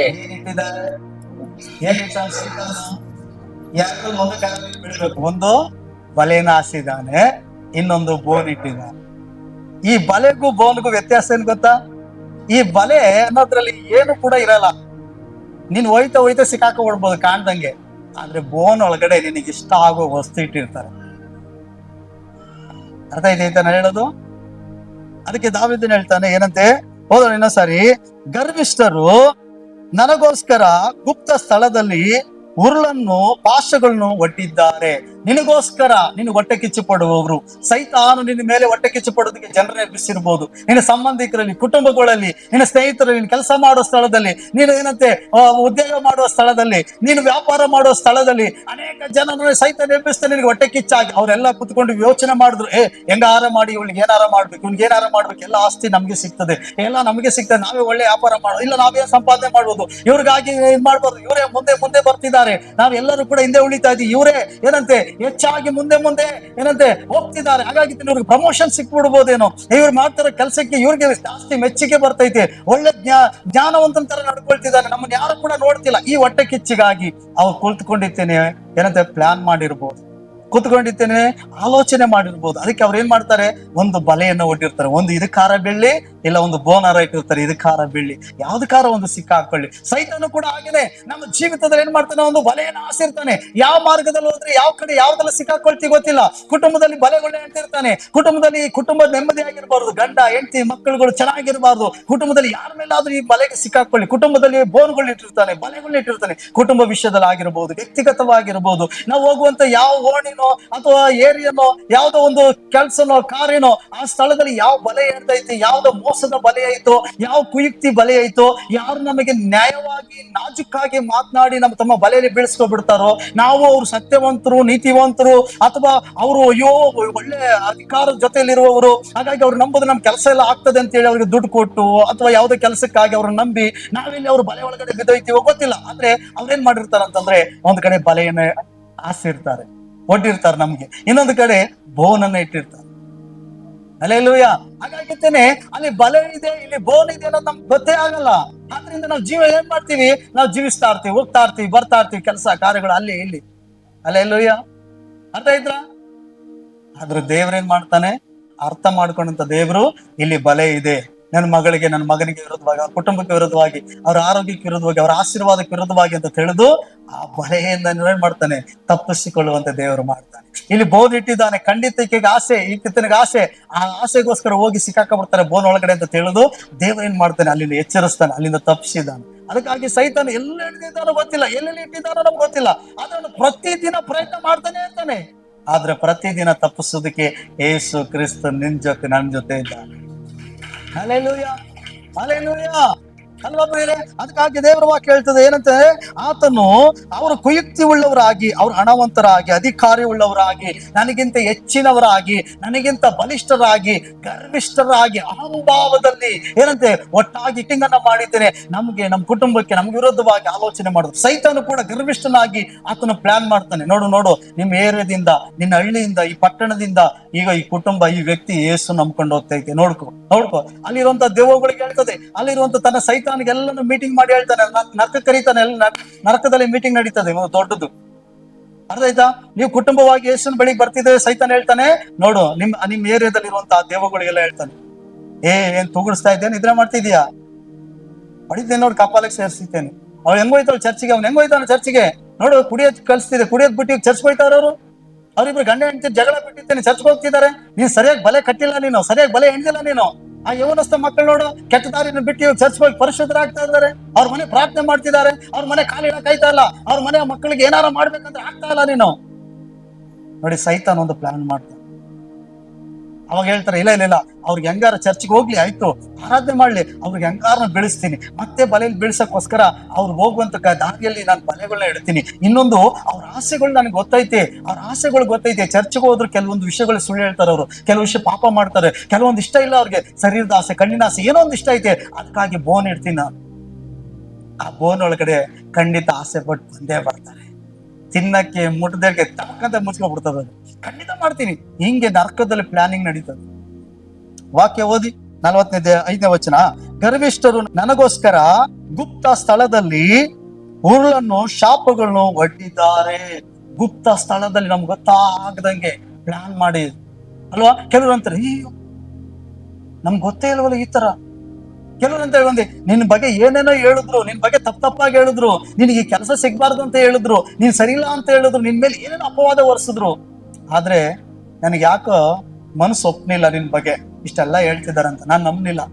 ಅದಕ್ಕೆ ನಿನ್ ಪರವಾಗಿ ನಾನು ಮಾತಾಡ್ದೆ, ಮ್ಯಾನೇಜರ್ ಜೊತೆ ನಾನು ನಿನ್ ಪರವಾಗಿ ಮಾತನಾಡಿದೆ, ಅವ್ರ ಜೊತೆ, ಆ ಸಾಹೇಬ್ರ ಜೊತೆ, ಅದಕ್ಕೆ ಈ ಕೆಲಸ ಸಿಗ್ತಾ, ಅದಕ್ಕೆ ಇದು ಮಾಡಿದ್ರು ಅಂದಾಗ ನಾವೇನ್ ಮಾಡ್ತೀವಿ, ಹೌದಾ, ದೇವ್ರಿಗೆ ಸ್ತೋತ್ರ, ದೇವ್ರು ಬಿಟ್ಬಿಡ್ತೀವಿ, ಮನುಷ್ಯನ ಇಟ್ಕೊಬಿಡ್ತೀವಿ. ನನ್ನ ಪರವಾಗಿ ಮಾತಾಡೋರಲ್ಲ, ನನ್ನ ಪರವಾಗಿ ಇವರು ರೆಕಮೆಂಡ್ ಮಾಡಿದಾರಲ್ಲ, ನನ್ನ ಪರವಾಗಿ ಇವ್ರು ಏನೋ ಒಂದು ಸಹಾಯ ಮಾಡಿದ್ರಲ್ಲ, ಇಷ್ಟೆಲ್ಲ ನನ್ನ ಪರವಾಗಿ ಏನಂತೆ ಹೊಟ್ಟೆ ಕಿಚ್ಚಿಪಟ್ಟವರು, ಮೋಸ ಮಾಡಿದವರು, ಜನಗಳು ನನ್ನ ಮೇಲೆ ಇಲ್ಲದೆಲ್ಲದ್ರಂತ ಸುಳ್ಳು ಮಾತನ್ನ ಬಲಿಯಾಗಿ ಎಣೆದು ನನ್ನ ಮೇಲೆ ಬೀಸಿದ್ರಲ್ಲ, ಆದ್ರೂ ನಮ್ನಿಗಲ್ಲ ಇವ್ರು ನನ್ನ ಪರವಾಗಿ, ನಮ್ಮವ್ರು ನಮ್ಗೆ ಎಷ್ಟು ಶತ್ರುಗಳಾಗಿ ಬೆನ್ನು ಚೂರಿ ಆಗ್ತಾರೆ, ಇವ್ರು ನಮ್ಮವರಲ್ಲ, ನಮ್ಮ ಪರಿಚಯದವರಲ್ಲ, ಆದ್ರೂ ನಮ್ಗೆ ಎಷ್ಟೇ ಒಳ್ಳೇದ್ ಮಾಡಿದ್ರಲ್ಲ ಅಂತ ಹೇಳಿದ್ದೇನೆ. ನಾವು ದೇವ್ರನ್ನ ಬಿಟ್ಟು ಮನುಷ್ಯನ್ ನಂಬಿಡ್ತೀವಿ. ಆದ್ರೆ ವಿರೋಧವಾಗಿ, ನಿನ್ ಕುಟುಂಬಕ್ಕೆ ವಿರೋಧವಾಗಿ, ನಿನ್ನ ಮಕ್ಕಳಿಗೆ ವಿರೋಧವಾಗಿ, ನಿನ್ ಕೆಲಸ ಕಾರ್ಯಗಳಿಗೆ ವಿರೋಧವಾಗಿ, ನಿನ್ ಸಂಪಾದನೆ ನೀನ್ ಕೊಡೋದು ತೆಗೆದುಕೊಳ್ಳೋದಕ್ಕೆ ವಿರೋಧವಾಗಿ ಅನೇಕ ಜನ ಮಾತುಗಳೆಂಬ ಬಲೆಗಳನ್ನ ಎಣ್ದು, ಅವ್ರು ಸರಿ ಇಲ್ಲ, ಅವ್ನು ಸರಿ ಇಲ್ಲ, ಅವ್ರ ಕುಟುಂಬ ಸರಿ ಇಲ್ಲ, ಏನೋ ಬಲೆಗಳು ಹಾಕಿದ್ರು. ಬಟ್ ಆದ್ರೆ ನೀನ ನಂಬಿರೋ ದೇವರು ಆ ಮಾತುಗಳನ್ನ ಅವ್ರು ನಂಬದಾಗೆ ಅವ್ರ ಮನಸ್ಸುಗಳನ್ನ ಪರಿವರ್ತಿಸ್ತಾರೆ. ಹಲ್ಲೆಲೂಯಾ. ಅವ್ರ ಮನಸ್ಸೊಳಗಡೆ ಆ ಮಾತನ್ನ ತೆಗೆದುಕೊಳ್ಳದ ಹಾಗೆ ಅವರ ಮಾತುಗಳಲ್ಲಿ ಅನುಮಾನ ಬರುವಂತೆ, ಇವರು ಹೊಟ್ಟೆ ಕಿಚ್ಚಿಗೆ ಏನೋ ಮಾತಾಡ್ತಿದ್ದಾರೆ, ಅವ್ರ ಮೇಲೆ ದ್ವೇಷಕ್ಕಾಗಿ ಮಾತಾಡ್ತಾ ಇರಬಹುದು, ಅಥವಾ ಏನೋ ಇಂಟೆನ್ಷನ್, ಏನೋ ಒಂದು ಅವ್ರಿಗೂ ಏನೋ ಒಂದು ಪ್ರಾಬ್ಲಮ್ ಆಗಿರಬಹುದು ಅಂತ ಹೇಳಿ ನಿರಾಕರಿಸುವಂಗೆ ಮಾಡ್ದ. ನಮ್ಮ ಪರವಾಗಿ ಒಳ್ಳೆ ಅಭಿಪ್ರಾಯವನ್ನೇ ದೇವರು ಅವರ ಹೃದಯದಲ್ಲಿ ಹುಟ್ಟಿಸಿದ್ದಾನೆ. ಅದಕ್ಕಾಗಿ ನಾವೇನ್ ಮಾಡ್ಬೇಕು? ದೇವರು ನಂಬಬೇಕು, ದೇವರಿಗೆ ನಾವು ಸ್ತೋತ್ರ ಹೇಳ್ಬೇಕು. ದೇವ್ರೆ, ಇದು ನೀನ್ ಮಾಡಿದ ಕಾರ್ಯ. ಅನೇಕ ಜನ ನನ್ನ ಪರವಾಗಿ ನನಗೆ ವಿರೋಧವಾಗಿ ಏನೇನೋ ಹೇಳಿದ್ರು ಸ್ವಾಮಿ, ಸುಳ್ಳು ಸಾಕ್ಷಿಗಳು, ಆದ್ರೆ ನೀನ್ ನನಗೆ ನ್ಯಾಯವನ್ನೇ ಒದಗಿಸಿಕೊಟ್ಟಿದ್ದಿ. ಅಲ್ಲೆಲ್ಲೂಯ್ಯ. ಆ ಬೋನಿನಿಂದ, ಆ ಬಲೆಯಿಂದ ನಾನು ತಪ್ಪಿಸಿದ್ದೀನಿ, ನಿನಗೆ ಸ್ತೋತ್ರ ಎಂಬುದಾಗಿ ದೇವರನ್ನ ನಂಬಬೇಕು. ದೇವರಿಗೆ ನಾವು ಸ್ತೋತ್ರವನ್ನು ಸಲ್ಲಿಸುವರಾಗಿರ್ಬೇಕು, ಮನುಷ್ಯರನ್ನಲ್ಲ. ಅಲ್ಲೆಲ್ಲೂಯ್ಯ. ಒಂದು ವೇಳೆ ಯೋಚನೆ ಮಾಡಿ, ಆ ವ್ಯಕ್ತಿ ನಿನಗೆ ವಿರೋಧವಾಗಿ ಮಾತನಾಡಿದ, ನಿನ್ನ ಕುಟುಂಬಕ್ಕೆ ವಿರೋಧವಾಗಿ ಮಾತನಾಡಿದ ಮಾತುಗಳನ್ನ ನಿಜ ಅಂತ ನಂಬಿದ್ರೆ ನಿನಗೆ ಆ ಆಶೀರ್ವಾದ ಬರ್ತಿತ್ತ? ನಿನಗೆ ಆ ಕೆಲಸ ಸಿಕ್ತಿತ್ತ? ನಿನಗೆ ಆ ಕಾರ್ಯ ಆಗ್ತಿತ್ತ? ಹೇಳ್ರಿ, ಆಗ್ತಿತ್ತ? ಇಲ್ಲ. ಹಾಗಾದ್ರೆ ಆ ವ್ಯಕ್ತಿ ನಿನಗೆ ವಿರೋಧವಾಗಿ ಮಾತನಾಡಿದ್ರು ಯಾಕೆ ನಂಬಕ್ಕಾಗಿಲ್ಲ ಅಂದ್ರೆ, ಅವನ ಹೃದಯದೊಳಗಡೆ ದೇವರು ಬದಲಾವಣೆನ ತಂದ್ರು, ನಿನ್ನ ಮೇಲೆ ಪ್ರೀತಿ ದಯೆನ ತೋರಿಸಿದ್ರು. ಅರ್ಥ ಆಯ್ತಾ? ಅನೇಕರು ನಮಗೆ, ನಮ್ಮ ಮಕ್ಕಳಿಗೆ ವಿರೋಧವಾಗಿ ಅವ್ರಿಗೆ ಆ ಕೆಲಸ ಸಿಗಬಾರ್ದು, ಆ ಪ್ರಮೋಷನ್ ಸಿಗಬಾರ್ದು, ಅಥವಾ ಅವ್ರಿಗೆ ಒಂದು ಒಳ್ಳೇದಾಗ್ಬಾರ್ದು, ಆ ರೀತಿ ಇದಾಗ್ಬಾರ್ದು ಅಂತ ಹೇಳಿ ಮಾತೆಂಬ ಬಲೆಗಳನ್ನ ಎಣಿತಾ ಇರ್ತಾರೆ. ಅಲ್ಲೆಲ್ಲೂಯ್ಯ. ಅದನ್ನ ಎಸಿತಾ ಇರ್ತಾರೆ ಸಿಕ್ಕಾಕೊಳ್ಳಿ ಅಂತ. ಆದ್ರೆ ದೇವರು ಬೇಟೆಗಾರನ ಬಲೆಯಿಂದ, ಮರಣಕಾರ ವ್ಯಾಧಿಗಳಿಂದ ಸಿಕ್ಕದ ಹಾಗೆ ದೇವರು ನಮ್ ತಪ್ಪಿಸ್ತಾ ಇರ್ತಾರೆ. ಅಲ್ಲೆಲ್ಲೂಯ್ಯ. ಅದೇ ಓದ್ಕೊಳ್ಳೋಣ, 141ನೇ ಅಧ್ಯಾಯ 9ನೇ ವಚನ. ಕೆಡುಕರು ಒಡ್ಡಿದ ಉರುಳಿನಲ್ಲಿ ಸಿಕ್ಕಿ ಬೀಳದಂತೆ ನನ್ನನ್ನು ಕಾಪಾಡು. ಅವರಿಟ್ಟ ಬೋನಿಗೆ ನನ್ನನ್ನು ತಪ್ಪಿಸು. ಸುಂದರವಾದ ಪ್ರಾರ್ಥನೆ. ಈ ರೀತಿಯಾಗಿ ಪ್ರಾರ್ಥನೆ ಮಾಡೋದನ್ನ ಕಲಿತೇನೆ. ಅದಕ್ಕೆ ಸ್ವಾಮಿ ಪ್ರಾರ್ಥನೆ ಮಾಡೋದನ್ನ ಕಲಿಸ್ಕೊಡ್ತಾರೆ ಶಿಷ್ಯಂದಿರಿಗೆ. ಏನಂತೆ? ನಮ್ಮನ್ನ ಶೋಧನೆಯಲ್ಲಿ ಸೇರ್ಸದೆ ಕೇಡಿನಿಂದ ನಮ್ಮನ್ನ ತಪ್ಪಿಸು ಅಂತ ಕೇಳ್ರಿ ಅಂತ. ಹಾಗಾದ್ರೆ ದಾವೀದನು ಒಂದು ಸುಂದರವಾದ ಪ್ರಾರ್ಥನೆ ಮಾಡ್ತಾನೆ. ಏನು ಗೊತ್ತಾ? ಕೆಡುಕರು ಒಡ್ಡಿದ್ದ ಉರುಳಿನಲ್ಲಿ ಸಿಕ್ಕಿ ಬೀಳದಂತೆ ನನ್ನನ್ನು ಕಾಪಾಡು, ಅವರಿಟ್ಟ ಬೋನಿಗೆ ನನ್ನನ್ನು ತಪ್ಪಿಸು ಅಂತ ಹೇಳ್ತಾನೆ. ಅಲ್ಲೆಲ್ಲೂಯ್ಯ. ನಾವು ಕೂಡ ಪ್ರಾರ್ಥಿಸ್ಬೇಕು. ನಾವೊಂದು ಕೆಲಸ ಮಾಡಕ್ ಹೋಗುವಾಗ, ಏನೋ ಕೊಂಡ್ಕೊಳಕ್ ಹೋಗುವಾಗ, ಮಾರಕ್ ಹೋಗುವಾಗ, ಅಥವಾ ಯಾವ್ದಾರ ಕಾರ್ಯಕ್ಕೆ ಹೋಗುವಾಗ, ಅವರು ಜನರು ನೋಡುವಾಗ ನಾವು ಮುಖ ನೋಡ್ತೀವಿ, ಅವರ ಮಾತುಗಳು ನೋಡಿ ಮರಳಾಗ್ಬಿಡ್ತೀವಿ. ಅವ್ರು ಯಾವ ರೀತಿಯಾಗಿ ನಮ್ಮನ್ನ ಗುಂಡಿ ಬೆಳೆಸ್ಕೊಳ್ಳಕ್ಕೆ ಬೋನ್ಗಳನ್ನ ಇಟ್ಟಿದಾರೋ ಗೊತ್ತಿಲ್ಲ, ಯಾವ ರೀತಿಯಾಗಿ ಬಲೆಗಳನ್ನ ಇಟ್ಟಿರ್ತಾರೋ ನಮ್ಗೆ ಗೊತ್ತಿಲ್ಲ. ಆದ್ರೆ ಅವ್ನು ಒಳ್ಳೆ ವ್ಯಕ್ತಿ. ಕೆಲವು ಎಂಟಿ ಹೇಳ್ತಾರೆ, ಕೆಲವು ಸಾರಿ ನೋಡ್ರಿ ಅವ್ನು ಸುಮ್ನೆ ಮಾತಾಡಿತೀನಿ ಹೆಂಗ್ ವಿಮರ್ಸ್ಬಿಟ್ಟವನು ಅಂದ್ರೆ, ನಿನ್ ಗೊತ್ತಾಯ್ಕಿಲ್ಲ ಅವ್ನ ಬಗ್ಗೆ, ಸುಮ್ಮನೆ ನಾನು ಅವ್ನ ಜೊತೆ ಅಡ್ಡಾಡ್ಕೊ ಬಂದಿದ್ದೀನಿ, ಚಾಪಕ ಬಂದಿದ್ದೀನಿ, ಚೆನ್ನಾಗವನು. ತಾಯಿ ಹೇಳಿದ್ರೆ, ಇಲ್ಲ ಬಿಡಮ್ಮ ಅವ್ನು ಚೆನ್ನಾಗವನೆ, ಇಲ್ಲ ಬಿಡು, ನೋಡೆ ಆ ಅಮ್ಮ ಯಾಕೋ ಸರಿ ಇದ್ದ, ಇಲ್ಲ ಇಲ್ಲ ಬಿಡ್ರಿ, ಹಂಗೇನಿಲ್ಲ, ಅವ್ನು ಮೋಸ ಮಾಡಲ್ಲ, ಚೆನ್ನಾಗ್ ಗೊತ್ತು. ನೋಡಿ, ಕೆಲವು ಸಾರಿ ಸಂಘನೋ ಪಂಗನೋ ಕೆಲವು ದುಡ್ಡು ತಕ್ಕೊಟ್ಟಿದ್ದೇನೆ ಅಲ್ವಾ, ಅವ್ರು ಹಾಕಿರೋ ಬೋನ್ಗೆ ಹೋಗಿ ಸಿಗಾಕೊಂಡ್ಬಿಡ್ತೀನಿ. ಎಷ್ಟ್ ಜನ ಸಿಗಾಕೊಂಡಿದ್ರಿ ಈ ತರ? ಅಷ್ಟೇ, ಏನ್ ಹೇಳಿ ಪಾಶೆ, ಚೆನ್ನಾಗಿದ್ರು ಅಂತ ದುಡ್ಡು ತಕೊಟ್ಬಿಟ್ಟು ಕಟ್ಟಕ್ಕೆ ಹೇಳಿದ್ರೆ ನನ್ ಬುಡಕ್ಕೆ ಬಂದೈತಿ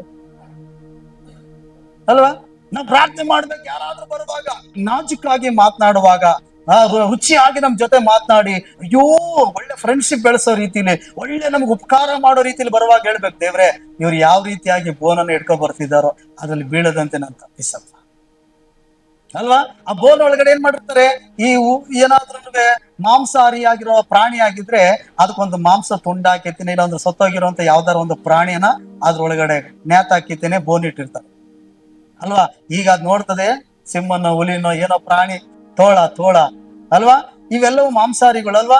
ಅವೆಲ್ಲ ಏನ್ ಮಾಡ್ತಾವಂತಂದ್ರೆ ಅದ್ರೊಳಗಡೆ ಬೋನ್ ಒಳಗಡೆ ಇರೋಂಥದ್ದ ಪ್ರಾಣಿನ ಏನಂತ ತಿನ್ನಕ್ ಬರ್ತದೆ. ಯಾಕಂದ್ರೆ ಅವು ಬೇಟೆ ಆಡ್ಬೇಕಲ್ಲ, ಬೋನಲ್ಲಿ ಇರೋದು ಈಸಿಯಾಗಿ ಸಿಗ್ತದೆ. ಯಾಕಂದ್ರೆ ಏನೋ ಒಂದು ಮಾಂಸ ತುಂಡು ಸಿಗ್ತೈತಲ್ಲಪ್ಪ, ನನಗೆ ಆಸೆ, ಕಷ್ಟಪಟ್ಟು ಓಡೋಗಂಗಿಲ್ಲ, ಬೇಟೆ ಆಡೋಂಗಿಲ್ಲ ಅಲ್ವಾ, ಈಸಿಯಾಗಿ ಸಿಕ್ಬಿಡ್ತದೆ. ಹಾಗಾಗಿತ್ತೇನೆ ಬೋನ್ ಒಳಗಡೆ ಸೈತಾನ್ ಏನ್ ಮಾಡಿರ್ತಾನೆ, ನಿನಗೆ ಏನ್ ಆಸೆ ಅಂತ ತಿಳಿದು ಅದನ್ನ ಹಾಕಿರ್ತಾನೆ. ನೀನೇನಾದ್ರೂ ಪ್ರಾರ್ಥನೆ ಮಾಡಿದೆ, ದೇವ್ರೆ ಒಂದು ವೇಳೆ ಈ ಬೋನಲ್ಲಿ ಬೀಳ್ದಂಗೆ, ಈ ಹಣದ ಆಸೆಯಲ್ಲಿ, ಈ ಪಾಪದಲ್ಲಿ, ಈ ಅವಿಧತ್ವದಲ್ಲಿ, ಈ ಏನಂತೆ ಜಗಳದಲ್ಲಿ, ಈ ಬೋನ್ ಒಳಗಡೆ ಬೀಳದಂತೆ ದೇವ್ರೆ ಇಂಥ ಬೋನುಗಳಿದ್ರೆ ತಪ್ಸು ಅಂತ ನಾವು ಪ್ರಾರ್ಥಿಸ್ಬೇಕು. ಒಂದು ವೇಳೆ ಆಸೆ ಪಟ್ಟು ಏನೋ ನನಗೋಸ್ಕರ ಒಳ್ಳೇದಾಗೈತೆ, ಕಷ್ಟ ಪಡೋಂಗಿಲ್ಲ, ಪ್ರಯಾಸ ಪಡೋಂಗಿಲ್ಲ, ನಮಗೋಸ್ಕರ ದೇವ್ರೆ ಎಬ್ಬಿಸಿರ್ಬೋದೇನಂತ ಹೋದ್ರೆ, ನೀನು ಹೋಗಿ ಮುಟ್ಟುವಾಗ್ಲೇ ತಿನ್ನುವಾಗ್ಲೇ ತಪಕಂತ ಬಾಗಾಕಬಹುದು, ಬೋನಲ್ಲಿ ಸಿಕ್ಕಾಕಬಹುದು. ತಂದೆ ತಾಯಿಗಳಂತೂ ನೀವು ಪ್ರಾರ್ಥನೆ ಮಾಡುವಾಗ ನಿಮ್ಮ ಯವನಸ್ಥ ಮಕ್ಕಳಿಗಾಗಿ ಪ್ರಾರ್ಥನೆ ಮಾಡ್ಬೇಕು. ದೇವ್ರೆ ನಮ್ಮ ಮಕ್ಕಳುಗಳು ಓದಕ್ ಹೋಗ್ತಾರೆ, ಶಾಲೆಗೆ ಹೋಗ್ತಾರೆ, ಕಾಲೇಜ್ಗೆ ಹೋಗ್ತಾರೆ, ಸ್ವಾಮಿ ಕೆಲಸ ಮಾಡಕ್ ಹೋಗ್ತಾರೆ, ಸ್ವಾಮಿ ಅಲ್ಲಿ ಸೈತಾನೆ ಯಾವ ಬೋನ್ ಇಟ್ಟಿದ್ದಾನೋ ಆ ಬೋನಲ್ಲಿ ಏನ್ ನೇತಾಕಿರ್ತಾನೆ, ಈ ಹುಡುಗನಿಗೆ ಹುಡುಗಿ ನೇತಾಕಿರ್ತಾನೆ, ಹುಡುಗಿಗೆ ಹುಡುಗ ನೇತಾಕಿರ್ತಾನೆ ಹುಡುಗನ್ಗೆ, ಹುಡುಗಿ ನೇತಾಕಿರ್ತಾನೆ ಬೋನ್ ಒಳಗಡೆ. ನೋಡ್ದೆ ಒಳ್ಳೆ ಚೆನ್ನಾಗವನೆ, ನನ್ನೇ ನೋಡ್ತಾನೆ. ಯಾವಾಗ ನೀನ್ ಲವ್ ಅನ್ನೋ ಬೋನ್ ಒಳಗೆ ಹೋಯ್ತೋ ತಮಕಂತ ಬಾಗ್ಲಾಕ ಬರ್ತದೆ.